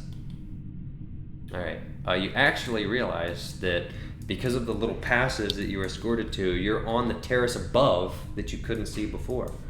The two guards were guarding before. Now there are two more Summer Eladrin guards ahead of you, guarding another staircase, which appears to be first to another upper terrace, and then again to the palace, which is even more in view now. A splendid 3-story tall white building with completely destroyed stained glass, overgrown with black roots, and it smells. But your shirt was lovely at one point. So, as you pass by, Rain says, "So should we talk to those guys?" Sure. Okay. Alright. You wander up. Excuse me, gentlemen. What do you want? Some clarification? Clarification on what? Well, we were brought here kind of by force. I don't really know what's happening. Why does he look like he's high and tweaking? he just looks like that. We haven't been able to understand any of you until now. We have no idea what's happening. Shove off. This is a restricted area. Alright, we'll just go ask them down there then. And I walk off. Okay. And just goes, "Is everyone here like this?" I hope not. Alright. You're walking down the stairs? Yeah. Alright, it's a very long staircase. Roll for strength. Strength. Uh-huh. 8. You feel it in your legs. This is so many stairs. This is excessive amount of stairs. There's so many stairs. My gosh. You get near the bottom, and the Summer Eladrin turn and go, "Hey, how'd you get on that staircase?" We got lost. What? Roll for persuasion. Persuasion. 2. Oh God. Right. He goes, "Nah, you're coming with me." And immediately grabs you. Do Okay. you resist? How hard is he grabbing onto me? Well, he rolled a 2. So, Yeah, I'll resist a little bit. it's like, "No." He goes, "Stop! You get violating the law and stuff. Get him, help me out with him." And then the other guard goes, what about that?" And the other guy goes, "I can't. No, man, it's too big. Get this guy." And then Rain just goes, "Do you want me to intervene or?" And then the guards go, Gentlemen. "No, we don't want you to intervene. You're not with us." And she goes, "I was talking to Wizard." Gentlemen, please, you just answer some of our questions. You brought us out here, right? Roll persuasion. Again. Persuasion. Yeah, 15. Alright, both of them just stop grabbing you for a second and look at you like really close and go like, we didn't bring you out. What are you talking about? You just walked us out. What? We were in that little room over there. I don't know who you are, man. Just I get out of guess here. we'll go back to the room, I guess. Yeah, what? Whatever. Alright. Roll a history check with advantage, please. History. Mm-hmm. Where's history? There's history. Advantage. How does that roll? Yep. Mm-hmm. 11. Yeah, those were definitely the guys that literally walked you out and then went onto that. Like, the specific two guys. Like, not all Eladrin look alike. Those are very specifically the guys that walked you out, yelled at you to go up the staircase. Yeah. So. I guess we'll head back to where we came from and see if we can hear or find Marcos. anyone. Yeah, someone, anyone. Okay. All right, heading back the way you came. It looks like there are some Eladrin milling about here. One of them walks up and says, "Whoa! There's a Summer Eladrin territory and storage and prison cells and things. Now out in here." Oh, well, we're the prisoners. Oh yeah. Oh. You're not prisoners anymore, so you're not allowed in here. Why aren't we? Your face. Why aren't we prisoners anymore? Ask the commander. It was his orders. Can you take us to him? Roll for persuasion again. So many rolls. Persuasion. I got 19. Fine. Stay here. Guard, look. You have to roll every time his dementia resets. Yeah. Alright, so the guard walks off, and then a while later, after getting evil-eyed by this guy, he comes back. The guy just says, "I'm commander. What do you want from me?" Answers? Answers about what? Why'd you take us here? I've never seen you before. What are you doing in the Oh my citadel? Do you know? Was it Frizz? Do you know Frizz? What? The other summer legend that was with us. You guys found us out in the forest. Are you doing all right? Are you doing all right? Of course. This is L.A. Noir? Yeah. If you have business with me, say it. But I don't know who you are. Right. Can we see the king? You want an audience with the king? What are you, Yeah, that's why he brought us here. crazy? I didn't bring... If you want to see the king, you don't know what you're asking for. Just stay out of it. If you're gonna be in this citadel, don't make trouble. Get out of here. Well, can you help us find our friend? Who's your friend? He's a summer ladrin, like you. His name is Frizz, I think. Name? Was there anything outstanding about Frizz's appearance? He's got a He had very frizzy hair, sharp, didn't he? He's got a sharp chin and frizzy hair. He's got a sharp chin, frizzy hair, hence the name Frizz, you know? I don't know him, man. He doesn't serve under the king, I can tell you that. Did you take anyone else out of this prison cell? This isn't a prison cell, this is a storage area. We Oh. use it to hold prisoners, but we don't have any right now. Alright, semantics. Wait, but there's someone in there. No, there isn't. Can I look? This is a restricted area. No. Get out! I was already here. Get out though. of here! And he pushes you. Ugh. He draws a sword. Get out of here! Can you show us where the king is? Get out of here! He chases you. Roll initiative. Oh boy, now you've done it. 20. Okay. You're going first, bub. What's it gonna be?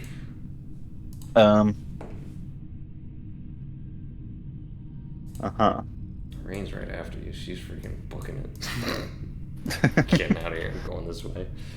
What are you doing? I'm gonna turn around a little bit, hit him with a magic missile. Just while moving. Running away? Yeah. Okay, amazing. Pew. Just 2 damage.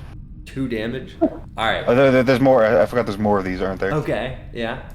There's 3. If you're casting it first. I'll hit him with all. So 2, 2, and 5. Okay. 2, 2, 5, huh? So that's 9? Yeah. Yes. Alright. Now he only has 150 something health. While I'm running and shooting at him, I'll be like, don't hurt us. Don't hurt us. So convinced. Roll persuasion with disadvantage. Oh boy. Go ahead. If he cries and screams a little bit, will he get advantage to cancel it? I got a 16. With disadvantage? The other was a nat 20. You're actually a damn. hero. He charges you. He's like, ah! And you go, don't hurt us. He goes, fine. Get out of here. Get out. Go. Get out of here. I get out of here. Okay. Are you going right? Yeah. Alright. Rain immediately bumps you on the chest and goes, dude, why did you keep asking him questions? Are you crazy? Well, what do you want me to do? I don't know, just shut up. He clearly wasn't having it. Well, he's leaving us alone, I guess. Better. Let's get out of here. Alright. Meanwhile, finally arriving, our noble band of warriors and their carriage, which I have to redraw because I definitely don't have it saved. Square. Huh? Sorry. Okay. I've been leaned back in my chair listening to Eurobeat for an hour. Fair. That's what I would be doing. On God. My S Games mode. Nathan Eros. Alright, now everybody else I should just be able to grab. Throw all of these groups in the trash. None of them are real. Feywild. Alright, we got Dragon Slayer. We got Tree. We got Bird. We got Spirit. We got Sun. We got Letupblop. And we got Airy. Everybody out here. After what is like a 3 to 4 hour journey, slogging through everything, and the Citadel comes into view. Looks like it was beautiful. It's covered in gross, blackish, brown, yellow, bluish fog that's skewing all over the place. It's like a refined palette of the grossest colors imaginable in fog form. No birds, still bugs, but they've died down now that you're out of the swamp.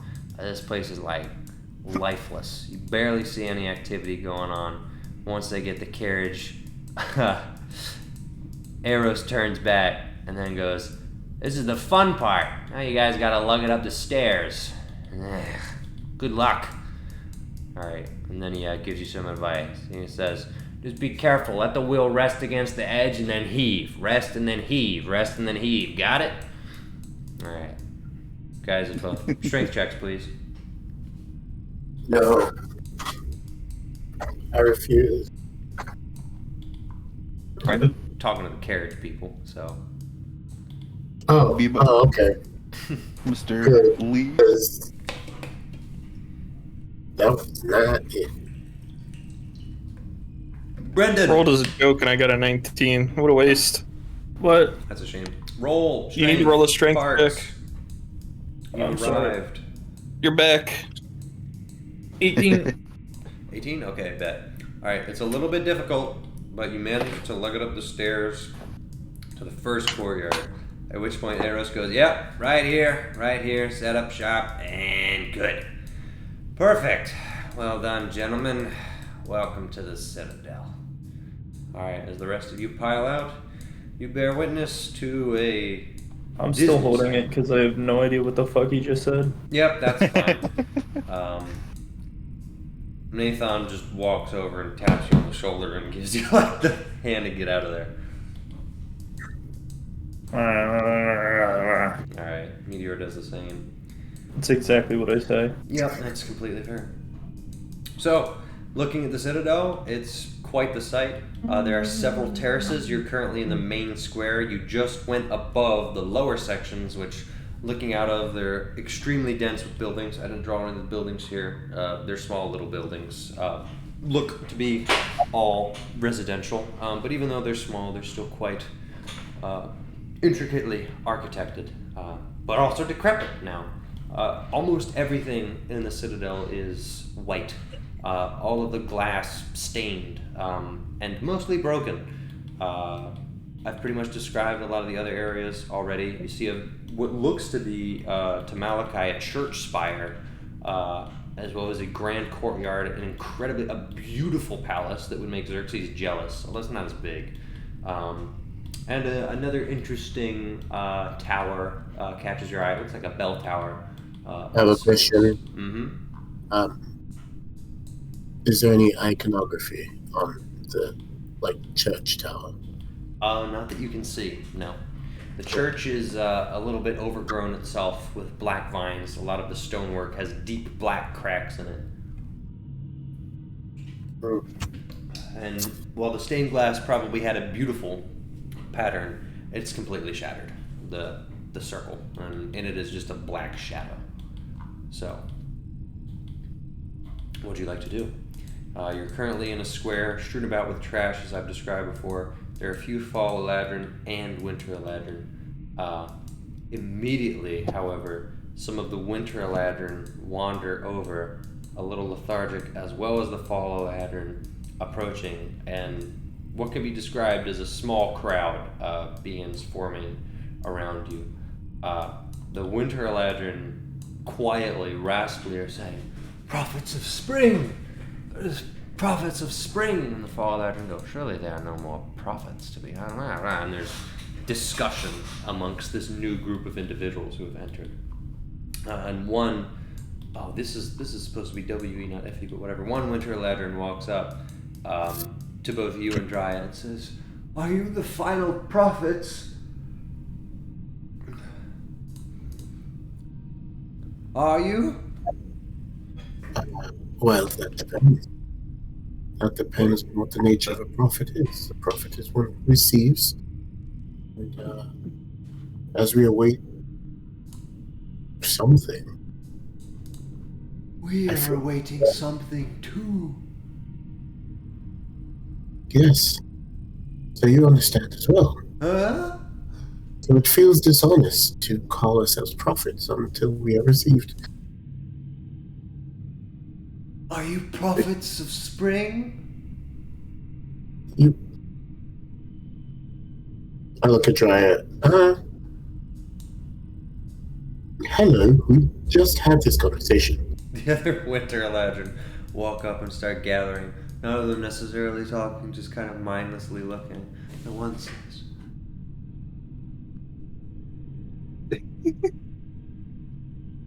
"Are Can you final prophets?" Okay. I'm going to walk up to the first one that talked to me. Yep, this guy. Mm-hmm. Yes, and I'm going to ask, is it all right? Just kind of ask permission. To what? Put my hand on his forehead. Yeah, he kind of spaces out. He's like, And then can I roll a religion check? You may. Okay. Nothing. What did you get? A 7. Nothing. Unfortunately, I don't know what's happening here. Some Fall Eladrin wander up and say, "You, answer the man. Are you a prophet?" Well, as I said, it feels dishonest. I believe that there is a calling of prophecy, but until I've received one, I feel it dishonest to call myself one. Do you bear the prophecy? The prophecy. Well, do you? Help me out. What do These you are mean? no prophets. These are no prophets. They begin talking amongst themselves. No, he's of spring. He must be a prophet. And then the old guy continues, are you the last of the prophets?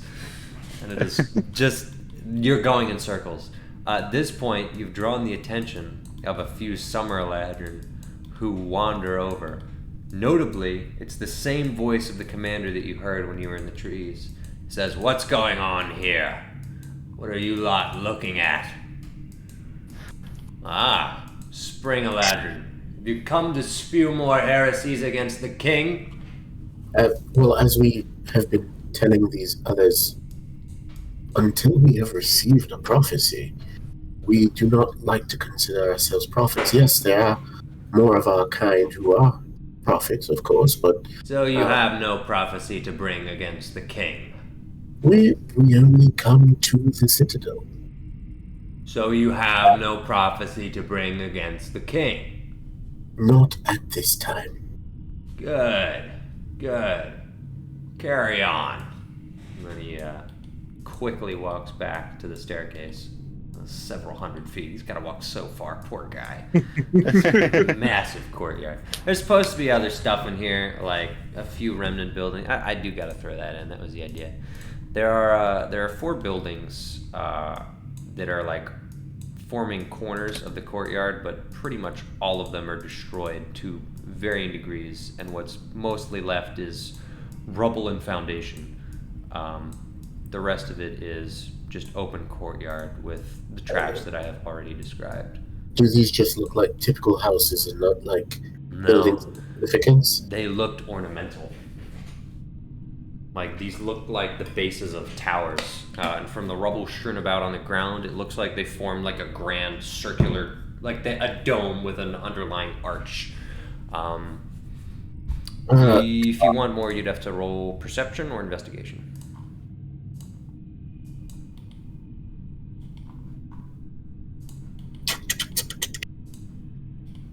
Let's do perception. Okay. 16. This looks like it was pretty much purely ornamental, like I described. Looking closer, there's a segment of the arch which is actually left somewhat intact. It's fallen on the ground.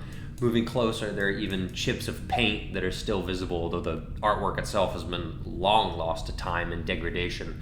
And the entire arch is wrapped around in a thick, like being hugged by black prickly vines. Did you guys hear that on my mic? I don't think so, no. Holy shit. I think somebody was just shooting outside, like, my neighborhood. Yikes. That's not good. One of the You're stop back. signs on the way to your house has like bullet holes in it. Yeah. Well, I just heard Okay. 6 shots go off. Okay then. Are Airy, Dragon Slayer, are all of you basically following Malachi and Dryad? They're Yeah. drawing a crowd everywhere. Yeah. So Where? you're Are we getting frisked or what? No, not at all. Oh, The Summer Ledger don't necessarily look ecstatic at your appearance, and some of them walk around. One of them walks up to Zephyr and goes, "Who are you? What are you doing here? What is this?" I'm with Do you speak Elvish, Zephyr? Zephyr? Mm-hmm. Yes, he does. actually. Okay, cool. Okay, yeah, just checking. Okay. Since I'm actually with him. Aren't you a Southern? What are you doing? Hold on, he might be pretending. Hold on. Okay, might be okay. Word. Nah, that's too complicated. That is I'm very not- complicated. I was gonna say that's a bold move. I'm just gonna let you know. I'm just traveling with that there. Spring Elandrin. Yep.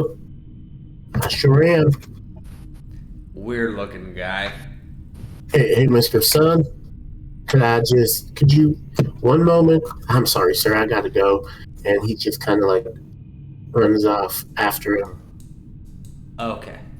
All right. Yeah. Summer Legend circles around and goes, "You lot, what's your deal?" Not a Ladrin. Where do you hail from? What's your business here? Someone want to explain what the fuck's going on? Zephyr's just gonna tell Malachi what's going on, and he's gonna come back and be like, Oh, these people are with us. Commander didn't trust you, I don't either, whether you're a prophet or not. What are you all doing here? This is the king's territory. Surely you know you can't walk in and go wherever you please.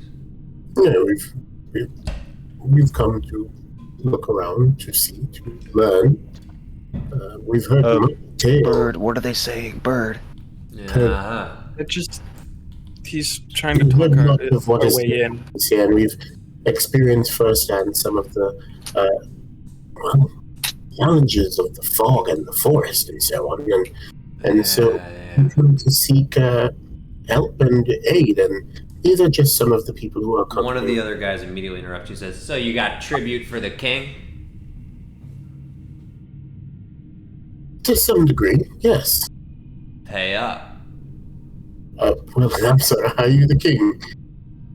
I represent the king. And the king says, pay up. Well, is it possible that I could see some sort of royal insignia, something, please? Honestly, we mean no challenge, no harm, no foul. Pay up. He draws a sword and holds it to your neck. Well, sir, you're being... Sir, I think that you're rushing into... Right. Dryad immediately rushes back and goes, "Is there a problem, sir?" No, darling. Just one moment. Sir, we do want to pay fealty to the king. Is it possible that we could see him? You see the king when you're summoned by the king. If your tribute's good enough, maybe I can put in a word. Now, pay. He digs the sword into your neck. It draws blood. Take 1 point of damage. Son, what's happening, son? I think my hand definitely goes for my sword. But do you not speak Elvish? I do. He does. I'm listening. He does. So are you translating for the others or not? Well, I definitely stopped when the sword got drawn. Okay. Well. I'm going to whisper to him. Listen here. The guard? Yes. Okay. Alright. Listen. Tribute that I have, I cannot expose here in the public. As I've said, Okay. this is fit for the king. And I would hate for the king to find out that the gravity, seriousness of what I have to offer was treated so disrespectfully and so publicly. That is all. Okay. You begin, as you're speaking, and you might not notice this, but anyone else would. You begin to change seasons, flare up, and become much more like a summer ladron. But it stops and dials down right as you end your speech. The summer ladron. He can do that? Well, Feywild can do that. Roll persuasion.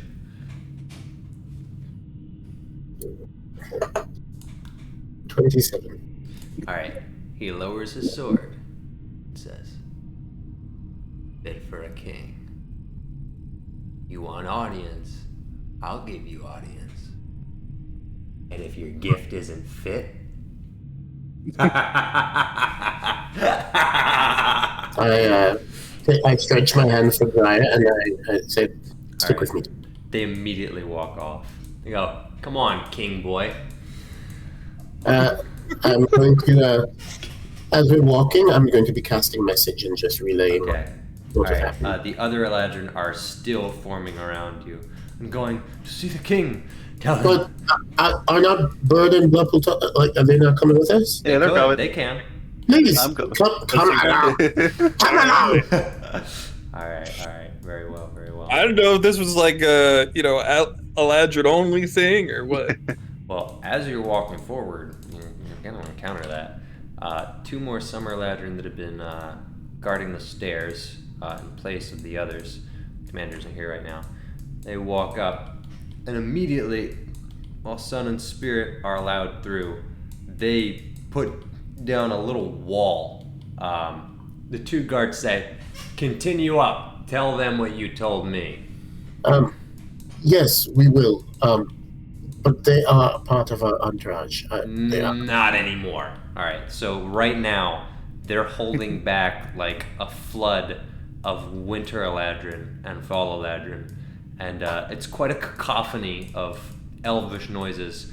But people are saying things other than "expose the king, tear the king down, oh, reveal the truth, the prophecy. Are you the last prophets?" All right, and it's chaos. Like it's extremely hard to make out anything anyone's saying. But the rest of your group is being strong-armed by the Summer Eladrin, just as the Fallen Winter Eladrin are. Okay, well, as they were getting separated, could Zephyr have touched Malachi on the shoulder? Mm-hmm. Okay, just gonna say, may the Stormlord's guidance be with you. Okay. So are you two continuing One forward? of your characters to buff one of your other characters. Yeah, he's a hero like that. So you Nah, I guys, respect that. I respect that. you guys are moving forward, yes? Yeah. All right. I just realized I have my mans here, but I suppose it's better late than never, and it's better not to wear it out. If anyone's interested, secondary stream. What's happening there? Music. Yeah. While I load up my file. Alright, you are immediately flanked by Summer Eladrin, who walk down. The two that escorted you up quickly return back with you, while the other four go back to performing crowd control. This is still too loud, so I'm gonna put this like here. Yep. Alright, you two are escorted up the stairs, and it's gonna be quite a lot of stairs from here. The two guards quickly relay to the other guards, who like walk up questioning. The guard says, "They're not prophets, but he has a gift for the king. We'll see what it is. Too special to reveal to us." I am whispering to Dryad as we go. Okay. Darling, I was truly hoping it would not come to this, but I think you know what this means. I don't know what this means. What are we going to do? Really, the only thing that is fit for a king, the only thing that would truly be surprising, is you. Oh. You have no other plays, do you? I ran through my mind. For now, let's play along. No, yes. I mean, to be fair, I was thinking the same thing. I mean, All right. The Summer Lantern walk forward. You guys have been left behind. You're kind of free to wander, but for now, I need to get through. This section. I also need to find the hero forge that I made.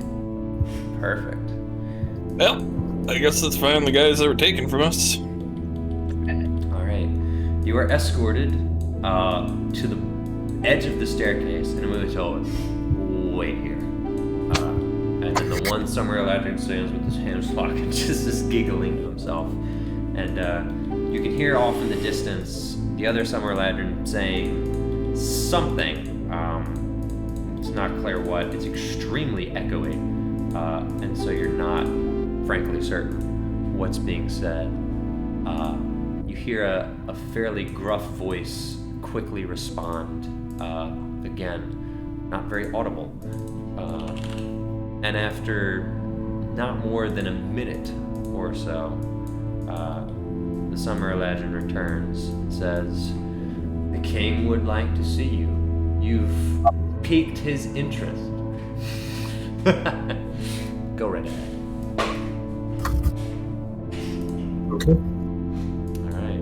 You step into the court of the king. Make a Constitution saving throw.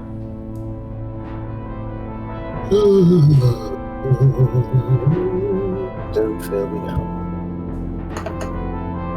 Oh, that 20. Alright. Drya fails and says, "Darling, I can't see what's happening. Do you see anything?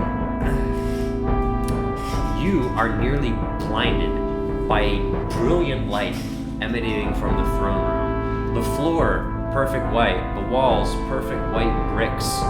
The king is quite literally radiant.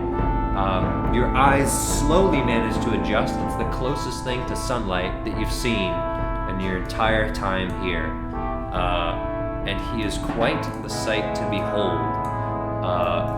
His armor is glowing as his body radiates through it. It appears to be some combination of golden plate and some other wrapped form of leaves or cloth, organic of some kind.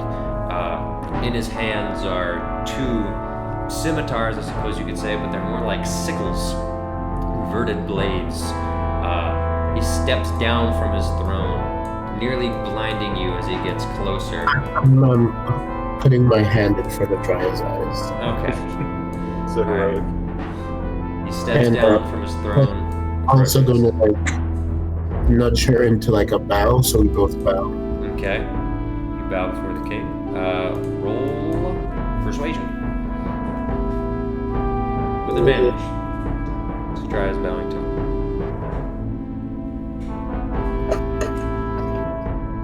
25. Okay. The king says, "Wise of you to kneel. I hear you bring me a gift. I also hear you are not a prophet of spring, which is good. Were you, I'd have your head. Unless, of course, you lie to me. What gift do you have?" Well, greetings, great king. I am indeed not a prophet of spring. However, my wife here, we thought that you'd be pleased to meet her.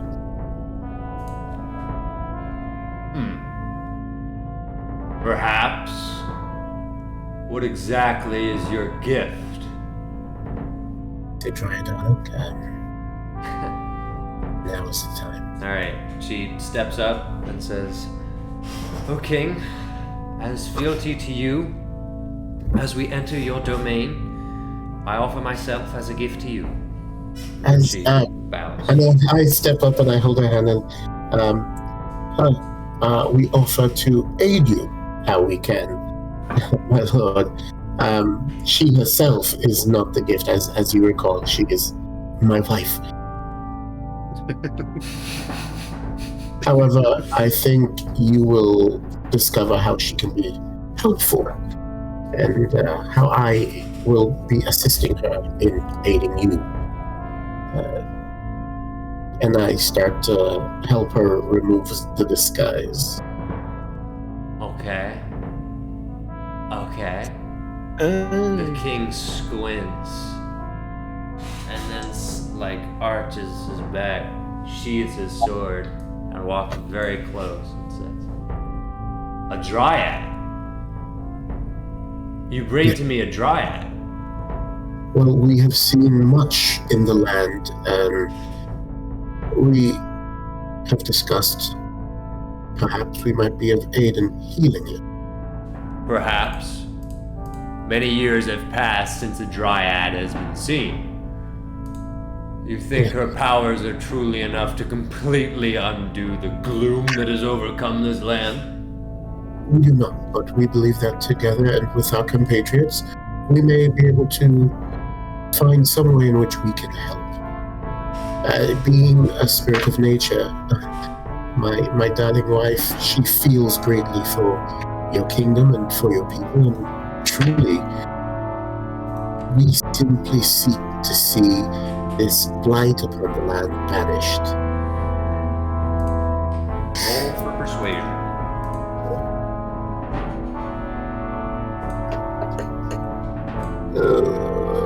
Got that one.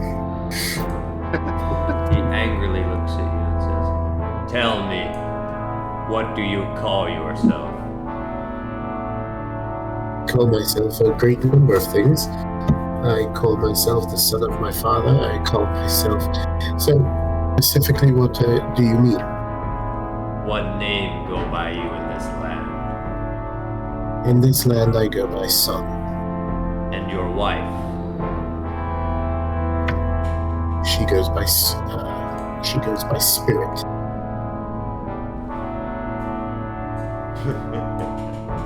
You walk into my court with such an offer. A dryad, yes, a sight to behold, but a help to no one.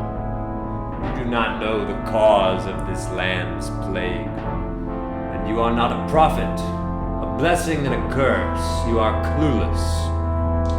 I, the king, the one true king, am the bearer of the one true prophecy, and you have marked yourselves as individuals who may be able to help me.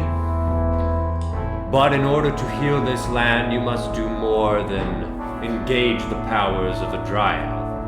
She will not be strong enough. Well, If how can you we will help? allow me, My apologies. I will inform you of what exactly we are dealing with, should you truly desire to help me. Well, Bring as forth the scroll. And gestures for one of the Eladrin to bring it forth. The scribe walks forward with the scroll, unveils it. The king says, "You are no prophet, but surely you have heard of the prophecy. I have. There is much frivolity in it, for the prophets of yore are verbose, shall we say. Unfortunate. But of the key lines, allow me to find them. Your fear has consumed you, your worry has eaten you alive. Now stands before you the judgment of the Creator. Listen to what I have to say. For 400 times this curse of death shall rest upon you. For 400 times you shall see that which oppresses you. Your government will quarrel aimlessly. Your kings shall find the truth. You will rest in the ruins of the city. Your minds will be given away. You will stray from the truth given you. It will be hidden and locked away. Like the evil that seals the library, you will not be aware of it. Was it not told to you that kings would bring your salvation? Was it not told to you that the Creator was to be your God? No one can say that they were left in ignorance. No one can say that they have not wandered from His ways." He closes this one. "Our people have wandered from my light. Should they not return to it, this period of woe will remain indefinitely, as dictated by the prophecy. Unless you have a way of uniting the people under me and ensuring my control, with the removal of the Duke and the useless council arguing old fools, then peace will not be restored to this land. We hold the truth and the keys to the library, and to open it, we only need to purge this land of those who hold us back. Yet the prophecy says I am not the one to do such a thing. Should you desire to help me, perhaps I could give you a gift." How generous. Your Majesty. Your Majesty, I can say with total honesty that we desire to see this kingdom unified, to see it restored, and to see this forest and the land surrounding it healed. I can say that with complete honesty.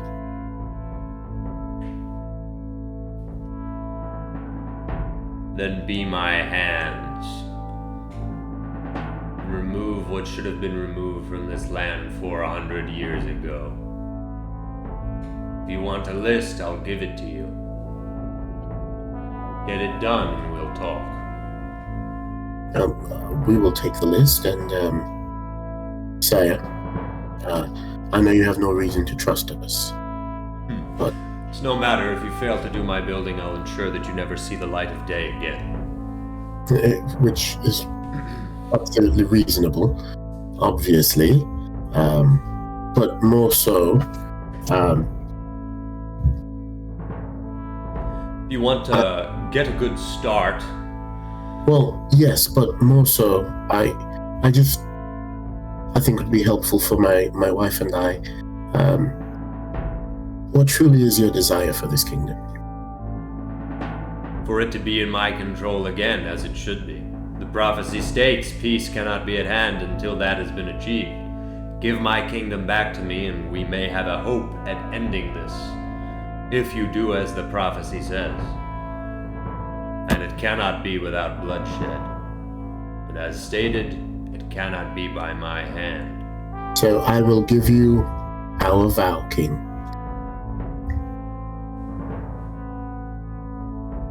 That we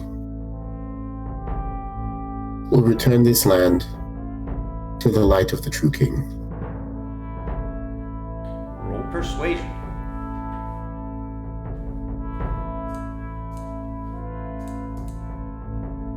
And he's gonna roll insight. I would like to. Uh-huh. Well, I am being honest, so. Yeah. I'm not gonna bother doing that. Which one is it? See a 9 or see 11? I don't know what the 9 It's 11. is. Okay. Alright. The 9 was before when I got the nat one. Alright. It Yeah. says, if you want to earn my trust, start here. Eliminate the Duke and his wizard, and eliminate the council. It will be a grand step to peace in the land. So if I'm hearing you correctly, you want me to remove them as threats.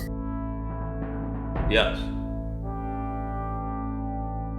I can honestly agree to that. Good. Bring me their heads, then we'll talk again. Well, I am not a murderer, King. Sits on his. You're not murderers. Not all killing is murder, son. Some is righteous. Some is necessary for the purging of a land. Should you not wish to brand yourself a murderer, you need only ask if you are killing the right people for the right reasons. Your Highness, if I may. You may not. Will Permit you me. do my bidding? Permit me to be so bold. May. You may not. Did I not make myself clear? And you did, and you were inevitably clear. Silence. You speak when I give you permission to speak. Otherwise, your lips remain sealed. Understood? You may speak. Completely. Good. Now let me ask a simple question that warrants a simple answer. Are you going to kill who I need you to kill? I will remove the threats to you. Gonna roll inside? I'm going to subtle spell Hex Okay. on Wisdom. Okay. That gives me disadvantage? Yeah. Sucks to be you. Alright. It was a 14 and a 19 plus 1 each. That's a 15. You need to. You're being very particular with your wording so that you're going to remove the threats. You're not going to kill him, correct? That's what Essentially. you're doing. Roll deception. Beat a 15. Okay. Okay. Need to mark this off. And one more spell slot. Wow. What a serious roll I have to make. Sure is.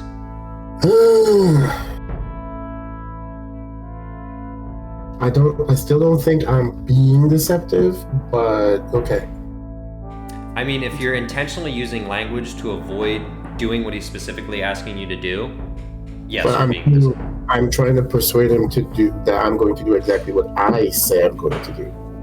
That's why he's inciting you, because he knows the game you're playing. Like, what do you want from me? Oh, a tie. Do we re-roll on ties? Well, technically, I'm supposed to meet his DC, which is 15. Okay. I'll accept it. Either way, he has disadvantage. It's likely a success. I'll give it to you. He says, use evasive language all you want. You'll kill for me, then great. Just know that you won't have my trust until the job is done. Start by bringing me the heads of the Duke and his wizard. They should be the easiest to collect. Then come back when you have those, and I'll put you onto the council. And for now, I think I'll be keeping your wife in my care. Alright, and the Summer Eladrin flank and immediately escort Dryad, who looks at you like, We're still holding hands. Are you? Because they're pulling her away. I'm like, no, I'm trying my best. I'm like, no, please. We are going to do this together. The king gently grabs your wrist, stares you in the eye, and says, let go. Roll a wisdom save.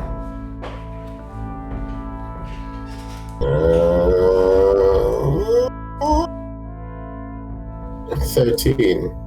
Well, I think that's a success. That is a success. The decision is yours. Am I aware of what he's trying to do? Not necessarily, no.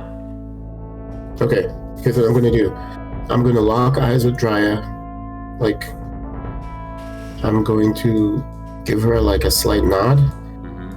Go over her hand. I'm gonna turn to the king. He's still holding my hand.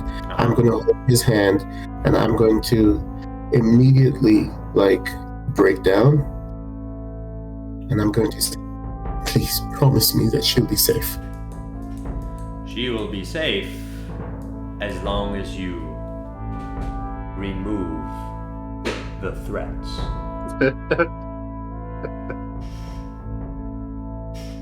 Perfect. I can make that happen.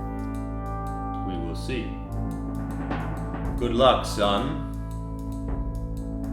I look forward to seeing your work. And he steps back to his throne, and the two guards who escorted you there said, time to go. Yes, I have much to do. Alright. They walk you down the steps, and the one guy who was making fun of you. Oops, one sec. The one guy who was making fun of you very haughtily says, well, is that everything you'd hoped for? Indeed it was. Thank you for helping with my mission. No problem. Now go ahead and kill those bastards so that we can get control of our kingdom again. Oh, wise prophet. Or whatever you are.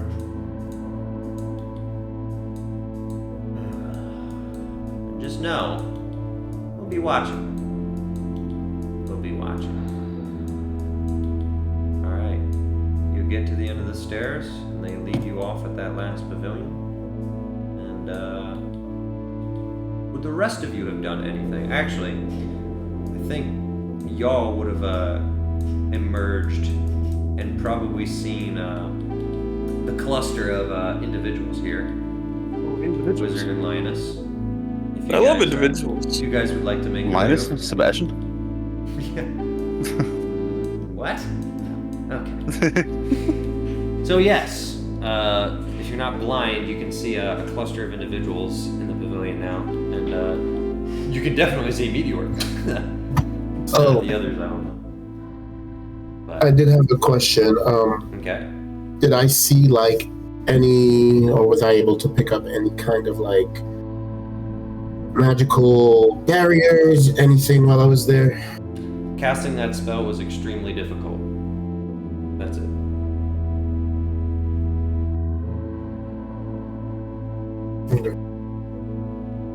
Okay. I'm gonna run up to give the others. Hightail it over. Alright. Linus will join you. And then, Oh, Hey, hey. They let us go. Still trying to figure out why. What about maybe? They kept him. Yeah. Frizz talked to one of the commanders and we couldn't understand any of it. But there was a back and forth. Frizz left and then we haven't seen him since. Interesting. Is it just me, or is everybody here a little off? No, they're very off. Very off. Yeah. Malachi and Sun and Spirit went to talk to the king. Oh. We were told by, what was it, the Duke? We should ask him. We should get information on why we were let go. We have not. Everybody here's crazy, man. The Duke? There's a Duke. Yeah, that's what he calls himself. He lives over there. It was all kind of secretive. Yeah, I didn't really trust him. I mean, he seemed friendly, not dangerous, but...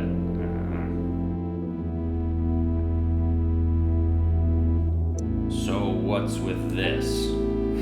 She just points to the barrier of people in the Summer Lodge, and they're like half brain dead. Well,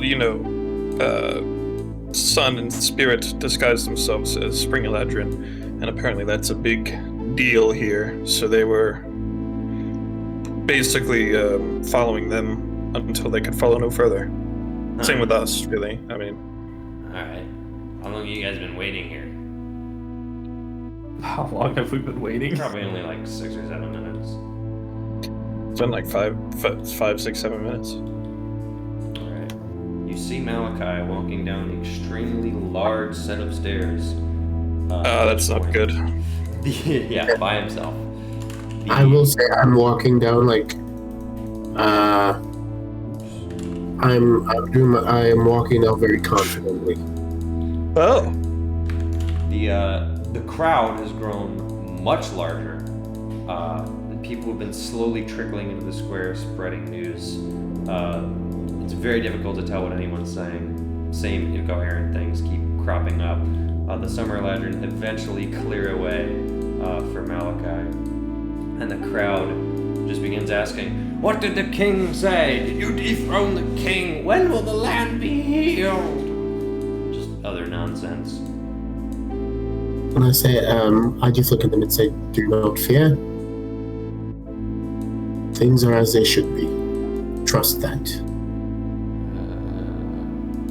Kind of go about their business. Some of them has been persuaded by that answer. Others stay. The same old Winter Ladron walks up to you and goes, "Are you the last prophet?"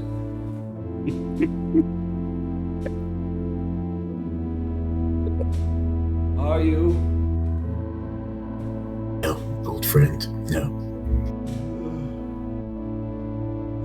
Woe to you, O Citadel. And he wanders off. Alright. The crowd is mostly dispersed at this point. There are still people talking about you and your entire group, though. So I just walk up to the group and I say, well, "Very good. If you just walk with me this way, we have some business to attend to." Who's it? Linus. Good to see you. Please, let's make our way this way. Wherever you go. Is there some place that we can make sure that we are by ourselves? Potentially. Most people have been drawn out, so I mean, there's a whole cluster. Or is there of like buildings here. any place that we can like stay while we're here? Sir, Yes. I think you might want to come see someone with us. He called himself the Duke. Yes. Absolutely. Should we go there? I'm going to say it loud enough that the Summer Ladron near me can hear. Say, yes. I would love to meet the Duke. Okay. Alright, you guys headed over? Yeah. Okay. I guess you won't. Do you want to try to take the secret path? Because the Summer Legend are now officially like blocking us off still. So, what do you want to do? Wizard, if there's somewhere we can go where we can avoid being seen, I would suggest that we do that. Right.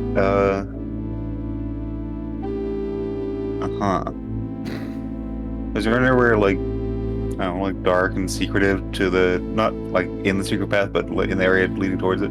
The cookie cutter buildings did not seem well inhabited.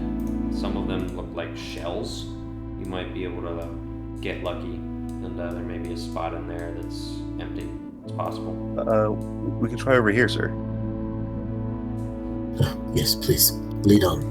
Okay. Alright, you walk down the path to a row of, I guess what you could call row houses. Fairly ornate pillars on the side, very tall stained glass windows. Again, broken, cracked, overgrown with vines. One of them's in particularly bad shape. Looking in the open doors with rotted wood, because all of the doors are wooden and rotted. There are some people in one. The one that's really bad, which is the one right in the center, looks completely empty. There's not even a second floor intact. It's just like a husk and rubble on the interior. It is empty and fairly large. Does that work? Yeah. Once I check that there's no one around, I'm going to drop my disguise. Okay. So, what happened? I quickly await the day when we find a king who we can just simply have tea with. Until that day comes, I wish them all just the very worst. They've taken Drya hostage, which has spared our lives for the time being. But they read the prophecy to me. It was a lot, and it was difficult to recall. However, from some of my conversations with Michael, and it seemed that the prophecy was speaking of a return to the true creator, the true king. One of the gods I've heard about, but even more than the others, if that makes sense. And the prophecy seems to want them to return to his light. It seems the king has believed himself to be the true king, and believes that all should be unified under his light.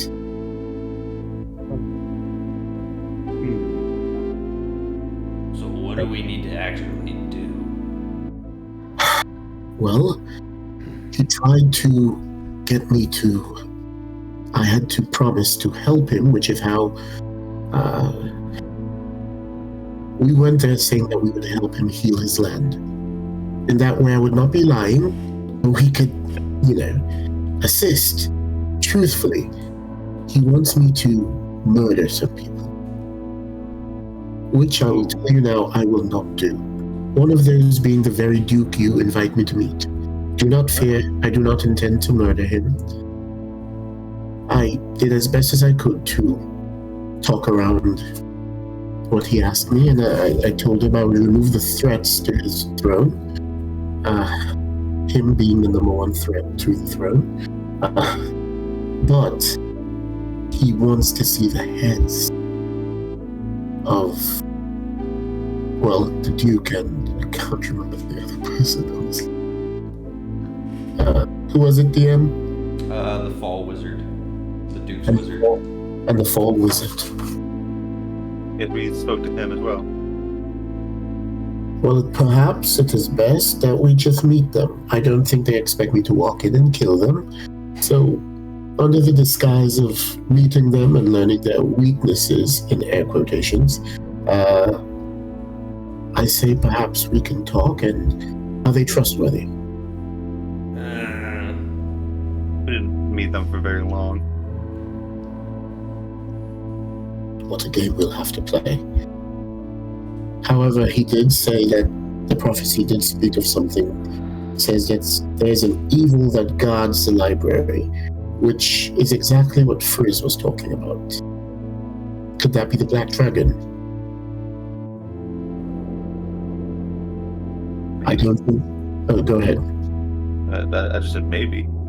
I don't think we'll be fortunate enough to have another Black Dragon take care of our enemies as it did before. I think once in a lifetime is a lot, but... Yes, I say we meet them. Perhaps I should make myself look like something else. Maybe.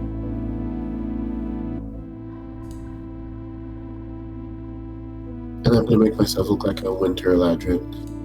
Look at you getting fancy with it.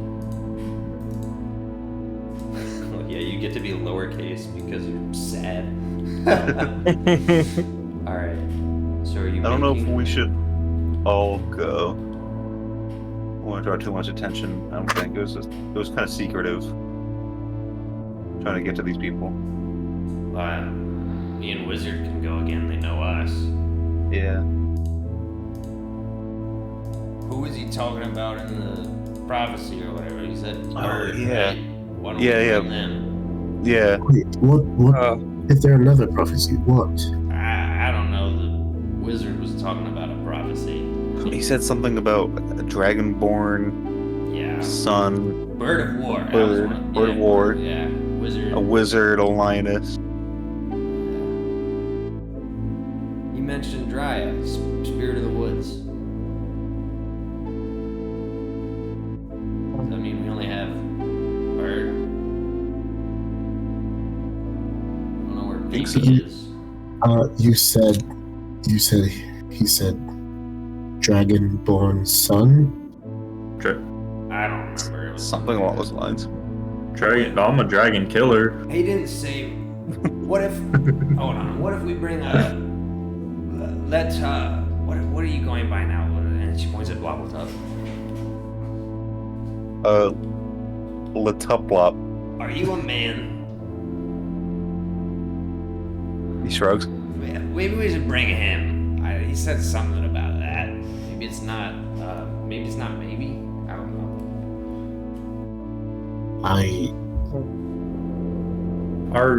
know. Are we going to kill somebody or?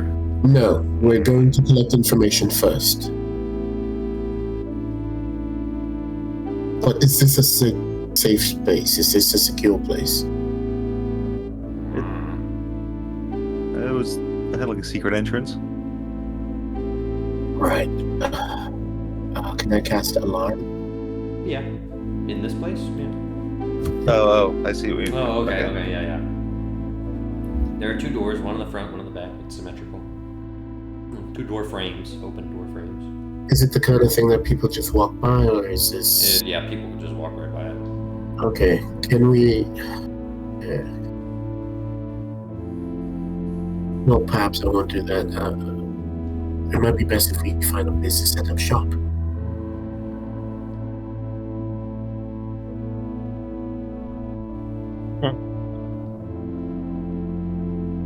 As long as we're here, a base of operations, wouldn't you say?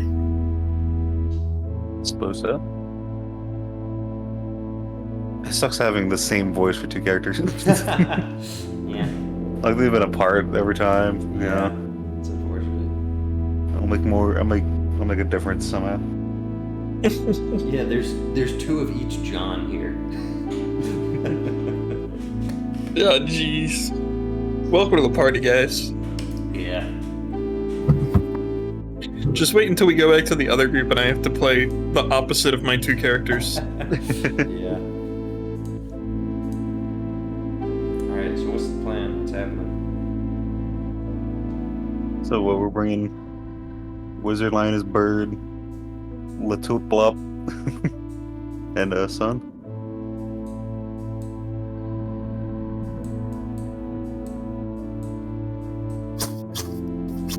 Yes, no? What we got?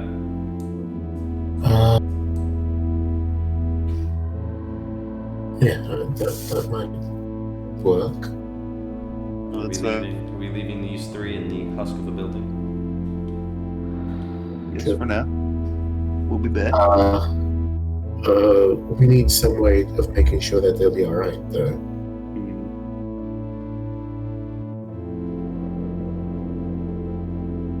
I think we'll manage, but I don't really wanna just stand around. I'm gonna take 10 minutes and Got 10 minutes. I'm sorry. I'm going to cast invisibility on Dragon Slayer. Okay. In the case of, being found out or something, you should be able to escape, hopefully. Wait, so we all have invisibility? I think I can only cast on one person. Yeah. You're a special invisible guy. Me? Yep. You've been chosen, apparently. Oh, that's a terrible idea. Meteor goes. Why are all your characters gremlins? No, literally. No, okay. No, Sable's look. not a gremlin. Shut up. Alright, anyway. Meteor Yeah. says, Sable's not a gremlin, and he's not a gremlin. Parts is cool. Can I be invisible? Unfortunately, I can only do one person How long will this last? for 1 hour, which means we should try and have our conversation and be back within that time. Is there a way for you to contact us if things go bad? If things go bad, I should be able to contact you if I'm able to. I may be able to. I would just need 5 minutes of time, but I should be able to. Okay, we wait here, I guess. Thank you. And Zephyr? And I give him a nod. Nods back. Right. Gotta support your own characters, gang. As I should. As you Come on should. now. Alright, is Wizard leading the way to the funny secret entrance? Yeah, Alright. discreetly. Roll history. Oh boy. Yep. That's Bobble's history. Can you get advantage because of Linus? Okay, there you go. What did you get? Like 20?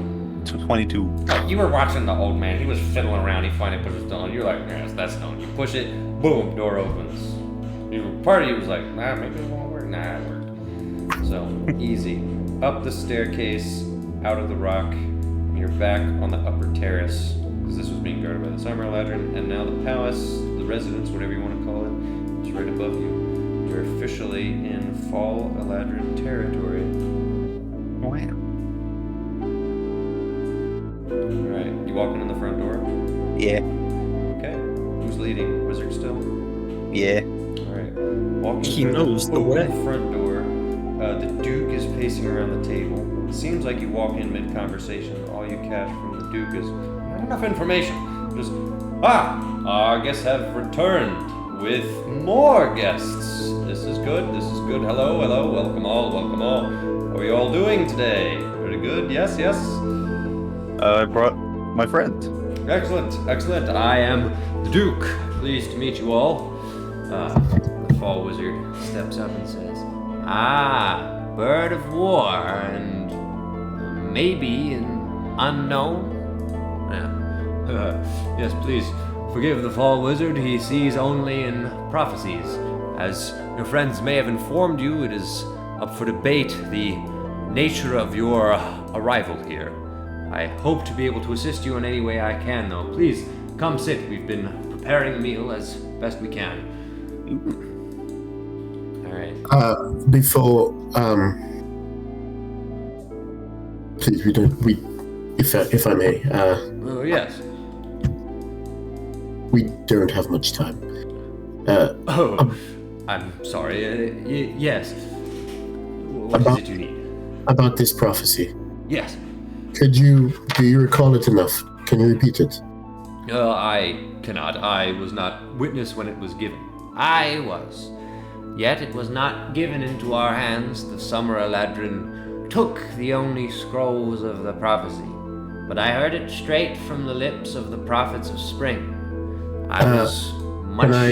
Can I try to, hold his hand? Okay. Yeah. Like, What are you doing? don't know if this will work. What are you doing? I'd like to roll religion as he tries to recall his prophecy. Okay, he's using his oracle powers. Okay.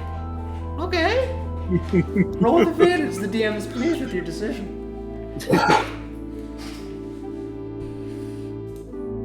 He's leaning into it. Look at him go. Look at the little oracle man. Ooh, he got a 22. Ooh. All right. I am terrified. My wife is on the line. Buckle up, buddy. Oh!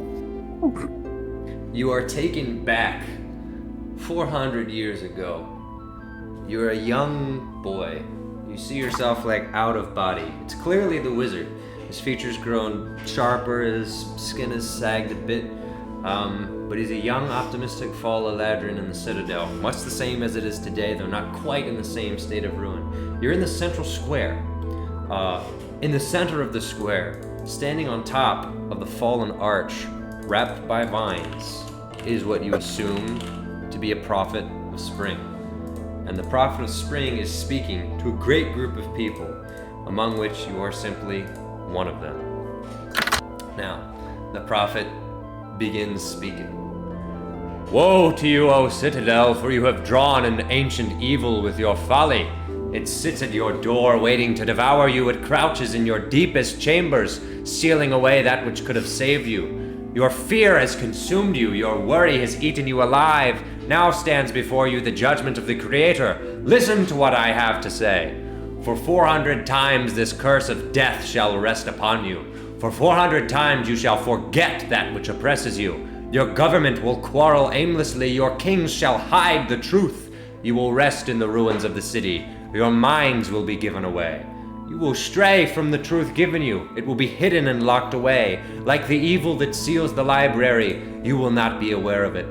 Was it not told to you that kings would not bring your salvation? Was it not told to you that the Creator was to be your God? No one can say that they were left in ignorance. No one can say that they have not wandered from his ways.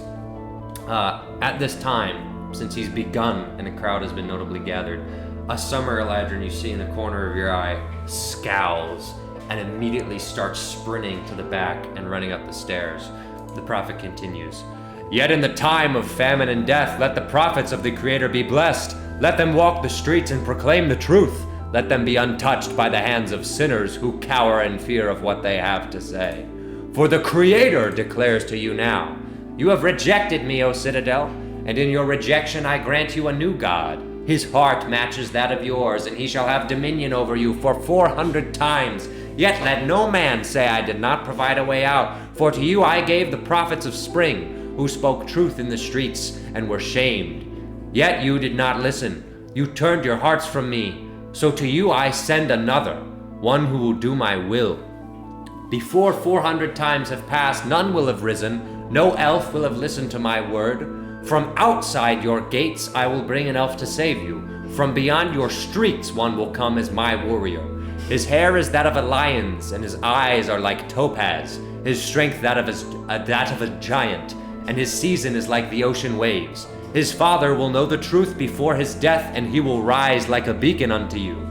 His ways are foreign, and his company is strange. At this second, the Summer Eladrin begin rushing back with a legion, attempting to swarm the Prophet of Spring. A bunch of fallen Winter Eladrin hold them back as they begin getting stabbed to death. The Prophet continues. His ways are foreign, and his company is strange. He brings to you a son born of a dragon who can open the door. He brings to you a bird of war, one who sees and has seen much. He brings to you a wizard, though not yet complete. He brings to you an unknown, a maybe man. He brings to you a lioness and a spirit of the woods. Know him when he arrives, for those who stand in his way will surely die, for I am with them. So says the Creator, the one above all. Listen to his words. May he guide your steps even now, and may his mercy reign at the end of 400 times. One of the Summer Eladrin finally breaks through the barricade, vaults over the decayed arch, and jams a scimitar straight through the stomach of the Prophet of Spring as he gets out his last words. When his people are restored and his hope is seen. And he falls to the ground dead. The crowd erupts, and the Summer Ladron just begin killing everyone that witnessed it. Everyone begins running in circles, and you, the young boy, sprint off to the right, trekking through the rubble, being unseen as chaos unfolds in the square. Your vision ends. The Fall Wizard goes, I stagger back a little bit. I was there when it was given. I know, I saw. You are the oracle the Dragonborn asked of. Where has he gone? The Duke says, I do not know. I have not seen him in many days. Is he still in the city? We must find him. The Dragonborn insisted that he must meet with this man, the oracle. We must find him, or you must find him. He is said to help you in this journey, though he is not listed in the prophecy. He claims to serve Bahamut. A Dragonborn who says Bahamut? Yes. Well, while that is not uncommon, please, if you could, what color are his scales?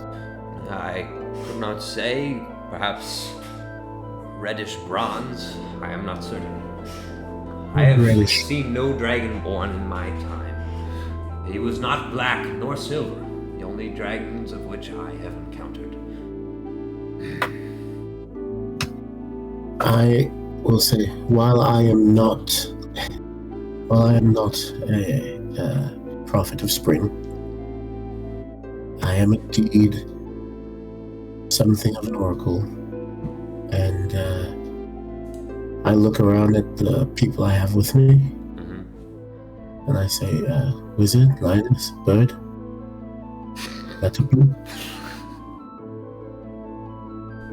Do what? It seems that we are not here by chance. I believe that the king has only heard a part of this prophecy. And he only heard the beginning. He did not hear the part that says, "You've rejected me and I will give you a new god." He did not hear about the way out. It seems, friends, that we are the way out. And I'm going to say, a lioness, and point to lioness, a spirit of nature. Stands there awkwardly. A spirit of nature? Well, obviously my wife Drya. And now I regret taking her to see the king. But she's safe for now. And then the Fall Wizard walks out and says, You are the maybe man. You are maybe. Maybe. Maybe. Oh, he's at look top up. Yep. You're maybe. I am. You're maybe. We actually have a whole nother guy that we've been calling maybe for like... No. He is the one. I'll take your word for it. Obviously, Well, we want to get the other guy anyway, so we might as well have them both. yes. I mean, And obviously you are the bird of war, yes. which means So, pardon the interruption. You mean to say that you heard the prophecy yourself? insight check. Okay. I'm going to give Vesper the look that I usually give him whenever I'm like, suss this guy out. Oh, you want me to do it? I sure do. Alright, let me get the both die here. That is a 23. I know that's right. He seems genuine, a little concerned, a little confused, and as he continues, he divulges more. Says, "So, you're saying you saw the prophecy yourself?" Yes. I guess I give him a nod. Curious. Well, I think Malachi, that is. A I nod. think Vesper, the Duke seems to fidget, and his voice shifts. He says, I think you should listen to the king. He has the prophecy in the scrolls, as the Fall Wizard indicated. Why trust a memory when you can consult the scrolls themselves? Whatever the king says must go. Surely. Do you actually believe that? It's just that wretched temper of his. Must be dealt with. But Oh. what is it? This is your curse. Your lost truth. I'm sorry.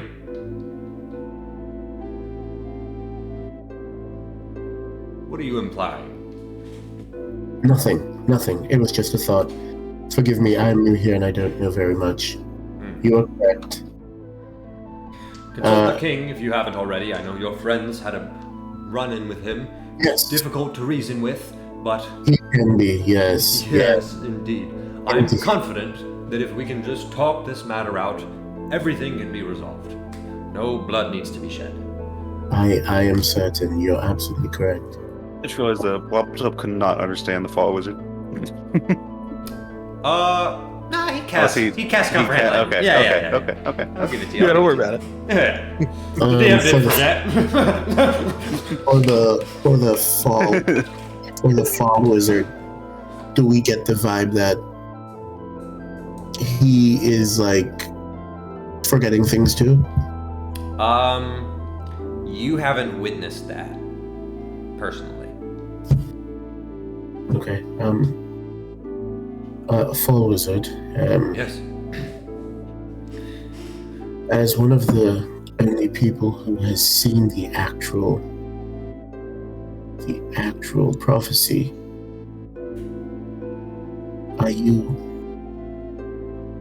how do you feel about this and what it means for the king? The king has been enthroned far beyond his welcome. And I believe it is the Creator's will that no king lay on that throne, but the presence of the Creator himself. When I was a boy, that is what my father told me. Before we had kings, the Creator was our king. We elected kings so that we could have a man to rule over us, and now only man rules over us. And some dark force over him. Well, as a servant of Bahamut, who is, I believe, a servant of this Creator himself, I believe that it's clear that my duty, and hopefully that of my friends, is to support that. But as it stands, I have been tasked with a very difficult job. And I hope you can forgive me.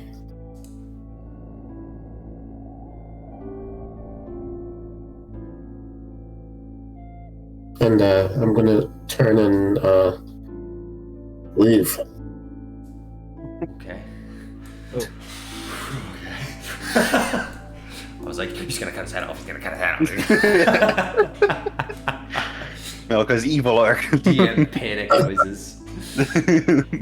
Yeah. Whew. All right. Quite a meeting. All right. So, As we're walking, I'm making sure there's nobody around who can hear us, of course. yeah. So let me actually draw out what I wanted to draw out for this earlier. This segment of the Fall of Ladrin, and their property, shall we say, is fairly empty. It's a row of dead trees lining the, I guess, courtyard, you could say, and then a cluster of fairly nice buildings, which appear to be largely intact, but it's not nearly as dense as. Is it inhabited or no? Some of them look like they are. Even though they're not in great shape, they're clearly maintained. For the buildings that are mostly intact, even though they don't have doors, there are claws draped over them. So clearly there's something going on there. There's some level of care being placed into these buildings. No, what's unfortunate is much of this place seems to have been parks grass sprawling around, which is just destroyed. Dead trees, dead wood, much like what you saw earlier on your way here. Farms that are completely lifeless, no crop yield whatsoever. Barrels of probably rotten fruit that have been sitting there for who knows how long, just untouched. So, it's quite a sad sight. But it doesn't seem like anyone is outside currently.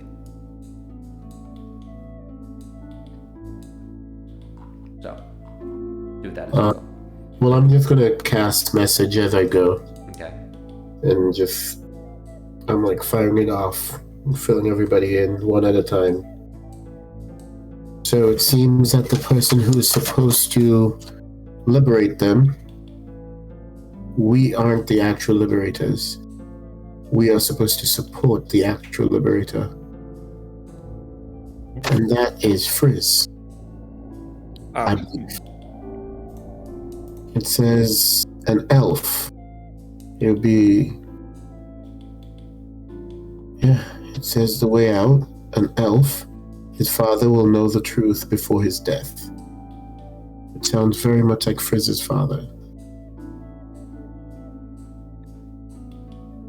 And he was also the one who received a prophecy, did he not? Did he not say so? Which means we should free him. Floptop's gonna ask, who's Frizz? Or unless you mentioned him, I can't remember. No. It's fine. I feel so terrible having just dropped you into this. Frizz is an Eldrin who has been our guide for the most part, and who said he would help us perhaps get to the archives. But he needed our help. He also told us that the archives were guarded by a black dragon, and it now makes sense why he seemed so intrigued when I told him that my family was said to be descended from dragons. Alright, are you guys back to the courtyard? I was walking you, but I wasn't keeping pace. If you guys want to keep talking, that's Well, I was wondering, were we not going to go through the... It's, Go pick up our other dudes. It's one way. I thought we were going... Okay. Yeah. And the courtyard was clear. Down here, there's no more summer left. I mean, they're watching you, but they're not. On top How is of it you. one way? So, I will describe it again. Oh, the secret door, that's right. The secret My thing, bad. you physically phase out of a rock. You try to Yeah. go back in, it's a rock. So. I thought you were saying like the roads were one way. I was very confused. I was, It's not Wilmington. No. Joke's on you, it is specifically Wellington. If you guys are back here, Frizz is going to approach you. Oh. Frizz is going to say, "Hey," and then he looks at Malachi like, "Do I?" There with... Yeah. The name's Son. Aha. Nice to see you again. So you made it. And I see you guys made it out as well. We brought some friends. Yes, we did. Excellent. Yes. Yeah, that took a little bit of work. Good news is the commander isn't all the way there, so I think... Is that why they just let us out? Not exactly. I pulled a few strings, per se. I said I served the Duke, that I changed seasons, and that they should let me go so that I can report to the Duke on what happened, and that I would be taking care of you guys if they let you go. But the commander escorted me out to talk to me beforehand, agreeing temporarily or prematurely, whatever you want to call it. And mid-conversation, he just lost it. And Yeah, when we talked to him, he didn't remember us. yeah, You're not that's that guy. uncommon. You're a different guy right now. You talking to me? Talking to John. No, Wizard's there. Oh, my bad. I was looking at maybe. Oh, that's funny. That's funny. I'm trying to do like a a learned No, man you're good. voice. You have time to figure it out. It's no big deal. In my mind, we left the extra characters back at the Oh yeah, no, yeah. back at the house. Yep. That makes sense. Yeah, that's why I was wondering if we could take this conversation back to. Yeah, you can. All right. Wizard was with everyone there, and Bob Top was there. Like in What? the talking to the Duke. He's Yeah, talking about like the commander in the cell, though. I think. yeah. Or whatever it was. But... Sorry, ignore me. I was wrong. Nah, it's fine. It's fine. All right. Make your way back. Frizz enters and says, new faces. Quite the group. These guys aren't in the prophecy. What's their deal? Dragon Slayer? Are you there? Maybe. Brendan? He may be dead. Yeah, I'm there. I'm just Okay. fucking with you. I was like, what did he do? Oh yeah, he You know, is like invisible. he's invisible. He's not in the room. It's like, okay, no, that's I was funny. waiting for that bit for That's so funny. fucking That's- long. I like this bit. This is a funny bit. Okay. I'm gonna break. Where's Brendan? Why did you call out for a Brendan? Are you okay? Sorry. Is he invisible? I'm going to break my concentration on the spell.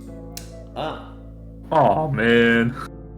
you slayed a dragon, or is that just a name? He's speaking Elvish, by the way. I'm gonna translate. Oh, have I slayed a dragon? Yeah. Sounds like it's about to be too soon. He just looks at Malachi completely unconvinced. Like, I'm gonna say no. He really has. okay. It was a group effort, but Surprised he he's could get not the in the final blow. prophecy. He's not. Frizz. Speaking of the prophecy, I heard the prophecy. The whole thing? What do you mean you heard it? Where? From who? The king? Yes, And you trust it? and I've also heard it firsthand. Firsthand how?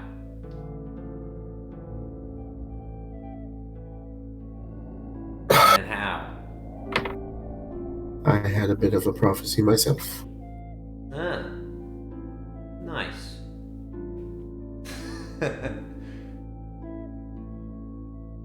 So when I asked you if you were a prophet and you got uncomfortable, I was right. A good mage never reveals all of their cards. Yeah. A good warrior saves his best for the battle. Exactly. You get it. All right. So it seems as if, unintentionally, we've stumbled upon, well, the one person we need to help. Which is who? Well, right beside you is your bird of war. What? Have you not? I haven't heard the prophecy, son. You My said you. father heard it. I heard fragments. My father was only able to read it. Okay. King's Do I scroll. need to? Do I need to roll something to recall all of it? Do you? Or can I just tell him? Because I've written Yeah, down bits. you can tell him what you know. Okay. So I'm gonna just tell him, relate to him what I recall. Yeah, all right. I didn't know all of that. Like I said, I haven't even been able to read the thing. The king has the only scrolls of the prophecy locked down. And I believe it's incomplete. Incomplete. Okay. Possibly. Did you read it yourself? The king's scroll. Well, if it's not incomplete, at least he's choosing to leave out some crucial parts. Ah, that doesn't sound surprising. From what I understand, not that I got any of this from my father, he was killed and the message was short, but putting everything together, it seems like he infiltrated the king's court, got a copy of the scroll, read it, was convinced that he was who the prophecy was about, somehow misinterpreted it and got himself killed. Now, Well, it's interesting. He seems to be He seems to have quite the ego. I mean, how could one not realize you don't have a lioness on your side when you don't have a lioness on your side? I don't know. I don't have all the details. Maybe he did. I wasn't there. Well, now we're in this together. Well, hold on. How do I know that I'm not walking into the same trap? Well, that's why we have to strategize. Because I will not lose my wife to this. But I also will not kill him. Where's Spirit?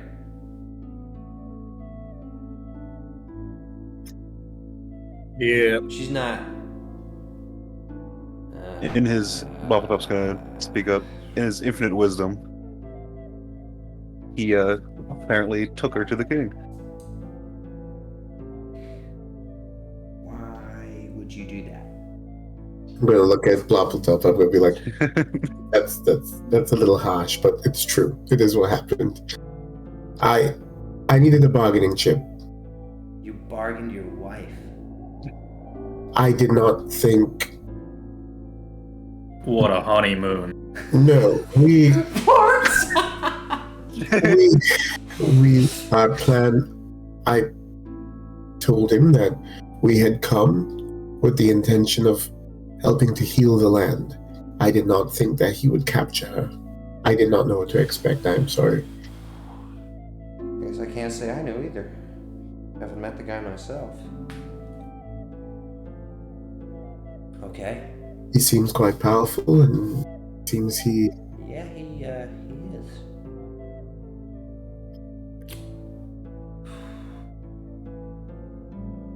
When you met him, did you learn anything about the archives? The way to get in?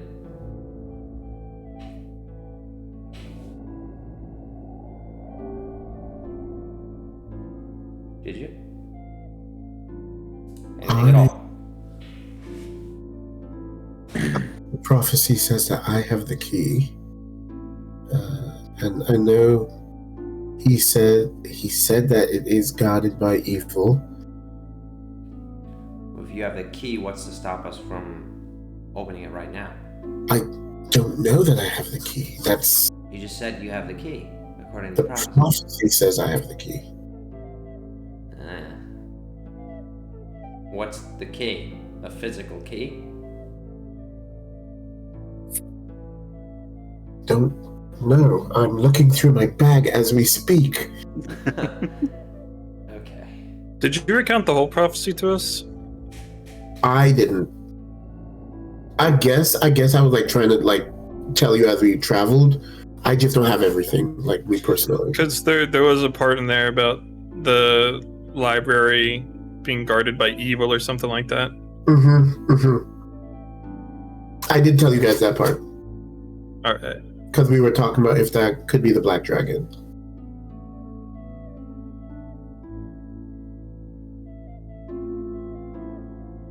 But at this point, I would have explained the prophecy to everybody, since we're here in this room.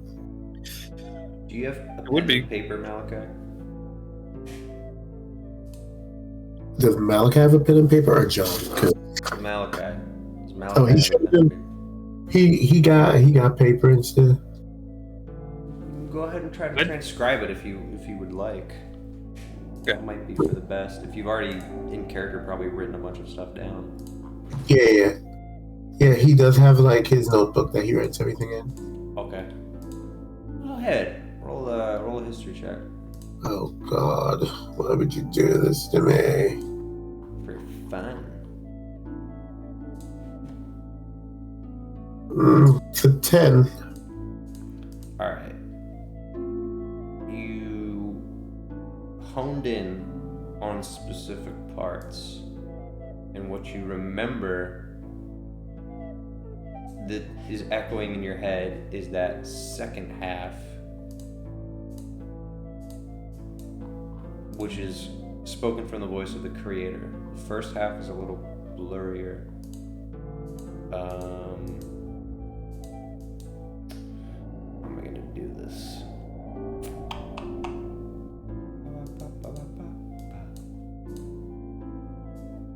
Also- you this. Also, maybe. Was he talking about Kingy? I know there are more than one red-ish dragonborns in the world, but Who's maybe? You're maybe. You? Bloppletup. I'll know that. Bloppletup is the new maybe. Does Bloppletup know Kingy? Yeah, yeah. He knows Kingy. He knows Kingy, yeah. He just didn't know he was called maybe. Yeah, the Fall Wizard gave you that name. It's yours now forever. It sure sounds like Kingy. how did he get into the Feywild?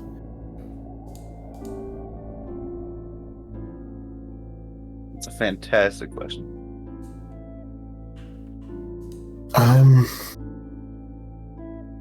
And everyone kept asking if we were the last prophets of spring. Great.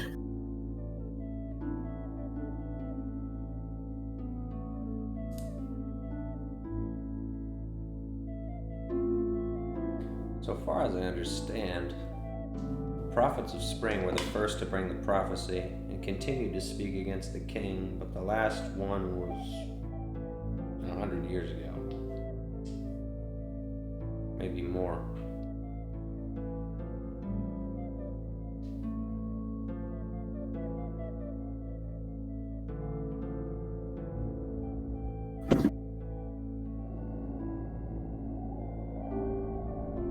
When I was young, I wondered if I could be one, but spring is about the only season I can't change into.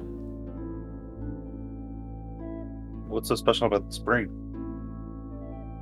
Well, their joy, happiness, peace. So, prophets of spring are prophets of hope. We met Spring Eladrin, didn't we? Yeah, in the forest. Yes. One of the But only safe places outside of the Citadel that I know of. Well, even when we first set off on our separate missions, I believe, well, no, Malachi wasn't there. Yes, Malachi was there. He was. And they made everybody dance. Yep. They were Spring Eladrin. Yep. Okay.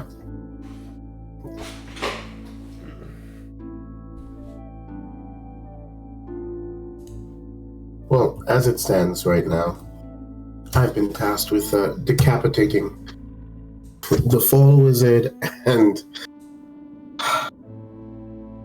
the Duke. Well, And I think he will give me more access if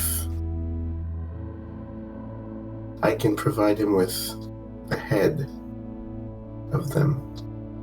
So, I suppose, is anyone good at clay models? Paper mache? Mm-hmm. That seems like a great idea. Well, I can't be expected to actually kill them. alright, this might not be acceptable, but, you know how a lot of those Eladrin are kind of out of their minds? Pretty much dead already anyway? Right. I'm just throwing it out there. I It'd be like, Who's talking? it would be like putting down a dog, Rain. Listen, you gotta go talk to some of them. Some of them are gone. It would be a mercy kill. Take a head, disguise it, doctor it up, present it. Right. I mean, it's not a great option, but it's an Yes, option, it is. right? It is what I thought of as well. Okay. I'm ashamed to say I thought of it.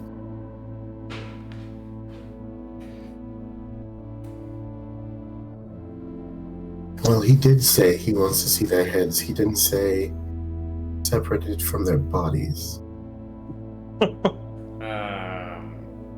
I mean, if we present the Duke to the king, do you not think the king's just gonna kill him? Like, Well, what if? What's stopping him from just walking down here and doing that anyway?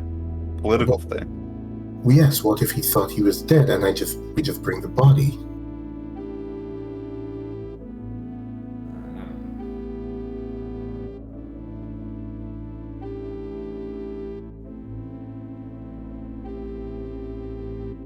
Could we What do you think, Dragon Slayer?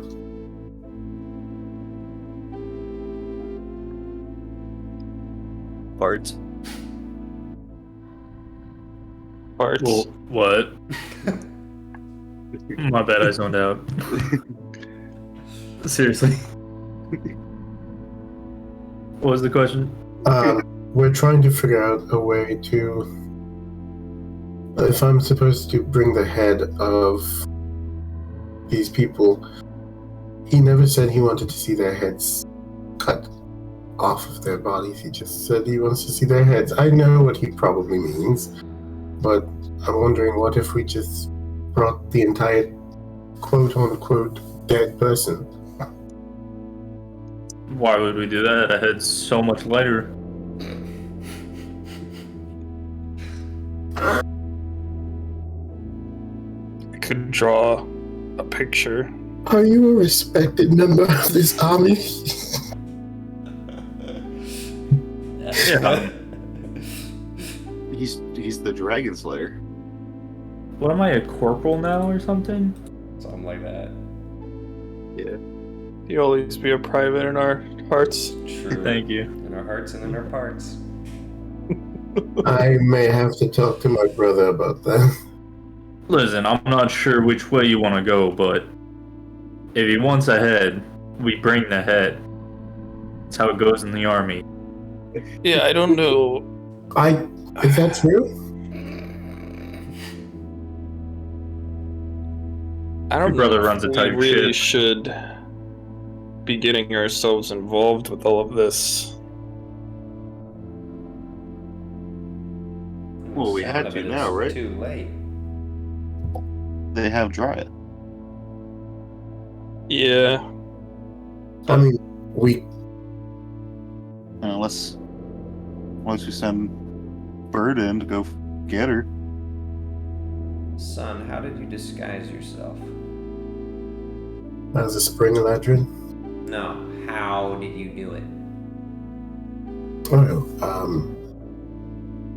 I cast a spell.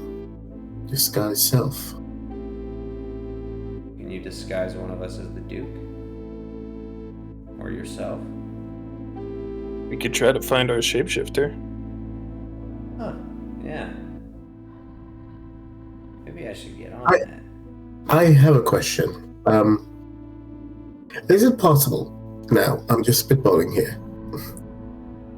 Is it possible, very possible, from what we've seen, that whenever old maybe transforms, he takes on that person's personality? I'd barely know the guy. I'm pretty sure he's just insane. Okay, I'm just wondering. I don't know if I would trust him with such a careful mission. What if he attacks us instead, like he did before? Okay. I don't know.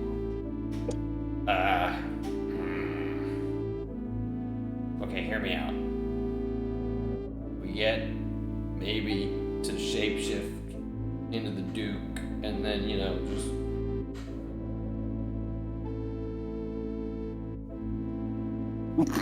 The guy's insane. Again. We can't kill maybe. Oh, I mean, what if he, what if as soon as we kill him, he goes back to whatever his neutral form is, No. Do you want to take that chance? Do we need the Duke alive? I don't know. I don't trust that guy. He's got a killer's eyes. What, the Duke? What's the problem with just killing him? No, wait, no. When I first talked to the Duke seemed to be saying exactly what we were saying. But I watched as the curse fell upon him. You said something about that. What were you trying to get at? So part of the curse says that they will know the truth, and let's see, where is it? You will stray from the truth given you. It will be hidden and locked away. You will rest in the ruins of a city. Your minds will be given away. I think whenever they start to turn against their king, or something happens to their minds. There's also part of it about quarreling endlessly. Maybe as soon as they make any progress, they sabotage themselves to keep quarreling.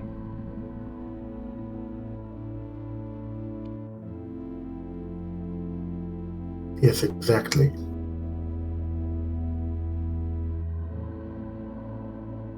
So because of that, I don't know if the curse is reversible until all of this is done, but I would hate to execute someone who is simply acting because of a curse and not because they're a genuinely evil human being or elfin being. Nice save.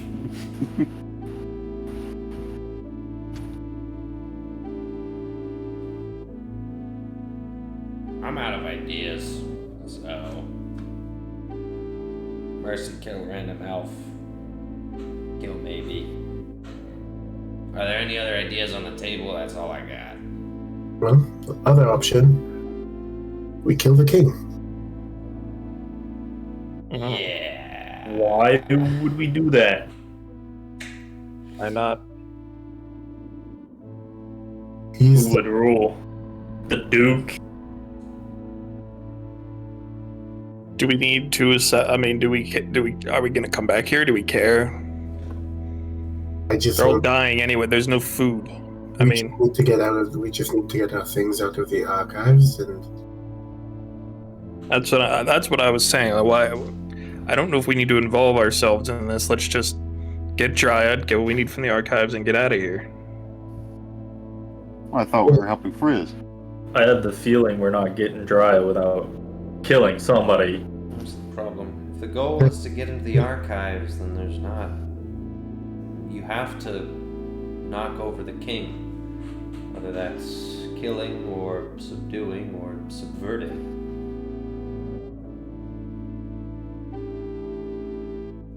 If we knew how to get into the archives, we knew where the entrance was, and all of that, we could just sidestep the king.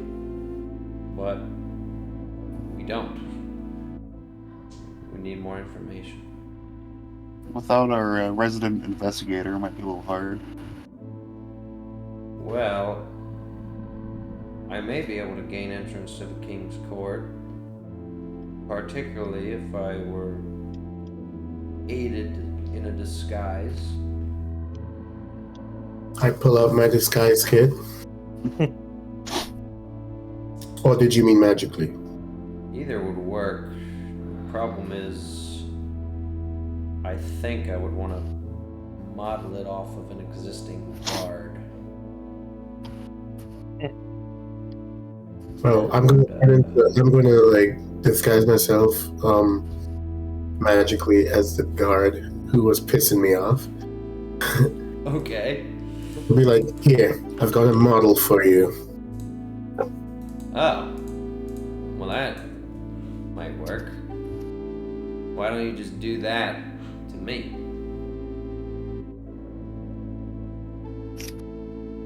Well, it's not a difficult reason. I don't know how. Oh. Oh, yeah. You teach me? Actually, perhaps I could. How difficult can it be? I'm gonna look at Wizard and say, come on over here. I might as well be. you as well. Who else wants to learn? I need to go to school. I'll sit in. Okay. All right. Is Meteor sitting in? That is cool. Yeah. He's gonna sit up with his knees up.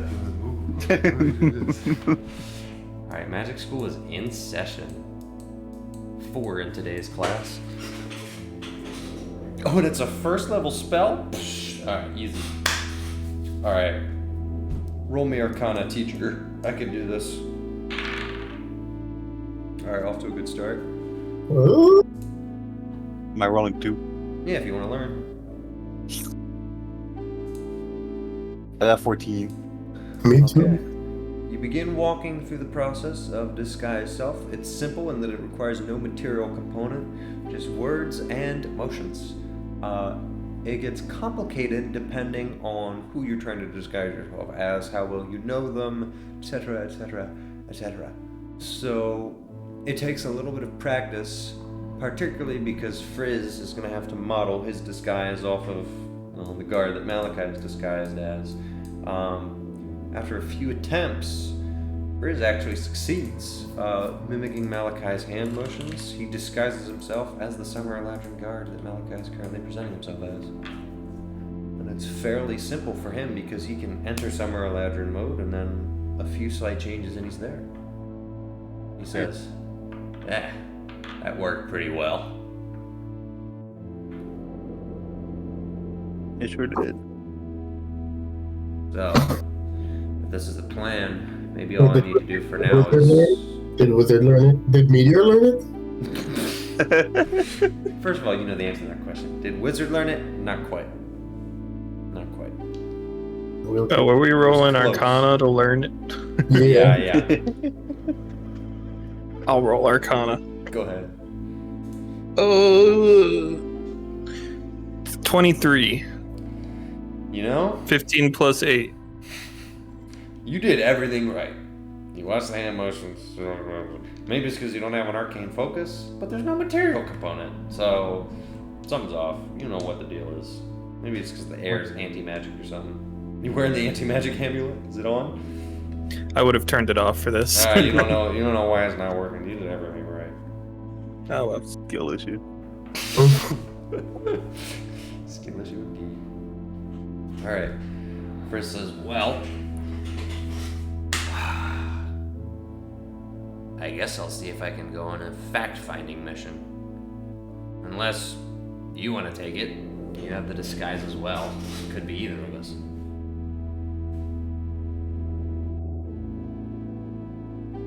What do you think?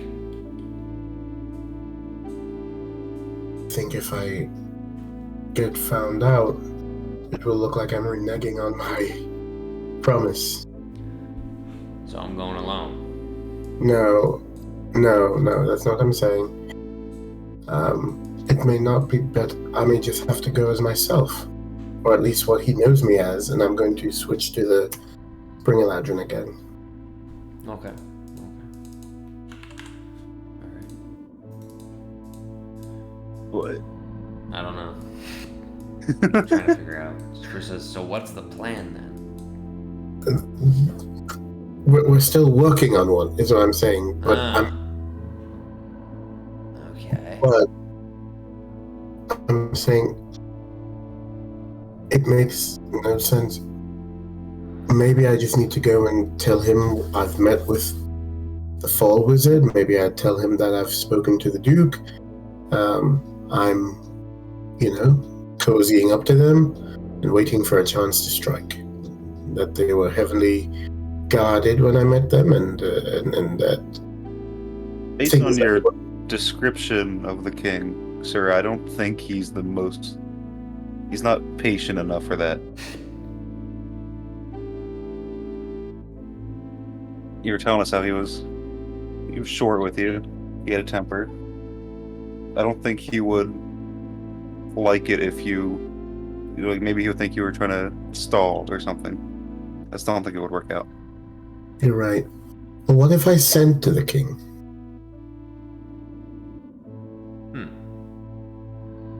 Well, that could be worth a shot.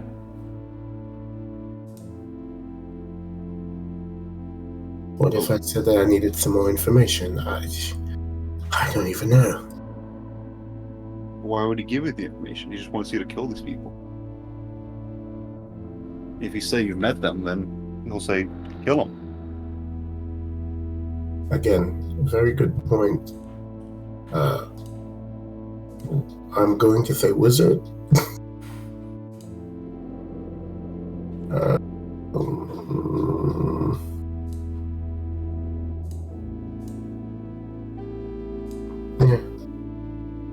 I have literally no idea. I don't know how much anti-magic works in there. I just had a hard time casting in there. So I don't know precisely how much I'll be able to do. Well, maybe we should send Frizz in to scope things out. Mm-hmm. If he wants or needs help, he can maybe you can check in with him, contact him, see if he needs you, and then you can go in disguised. But just him at first, so we can figure things out.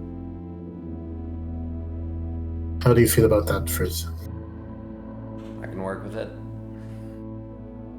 I just need time. Mm-hmm. Understandable. How often? I'm going to check in with you every 10 minutes. That works. Not sure. Let's do 15. It takes me 15. It takes me 5 to cast. All right. Done. Okay. Let's see what I can get done. And I will, while we're preparing, can I take the time and make him invisible? Okay, sure. I'll take that for free. So when it wears off, at least it wouldn't look weird that he's where he is. Okay. All right, Frizz is invisible and gearing up to go in, formulating what he's gonna say. And it is 12:20. We should probably wrap it. Probably, I guess just here. No. It's a great It's spot. what? No. It's 12:20. We're going for a while. No. Oh, you monster. What do you want to do? All right, if we're game, then what are we doing? We sending Frizz in? I don't know. Y'all just gonna have to wait. I mean, it's like, yeah, you can sit here, but We send him in, and then we start next session with him coming back. yeah, I mean yeah, potentially. I mean, you start next session realistically with Malachi checking in and Frizz reporting on his little espionage. Yeah, but that's boring. That ruins all the suspense. Right. Also, I'm just gonna take the moment and just send to my wife Okay. and just be like, hold tight.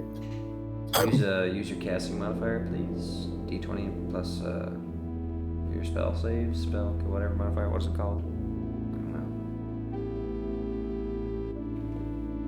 know. So that's my charisma? Yeah. I think proficiency, right? Whatever your spell to hit is, just add to the D20.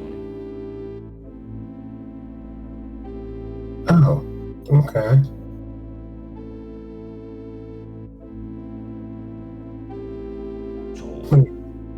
Wait, hold on. That's confusing. My to hit? Your spell has a 2-hit value, yes. My plus 8. Okay, so plus 8. Okay. So I'll just roll a spell then. Yeah, that works. 20. Alright, it goes through. And I'm just gonna tell her that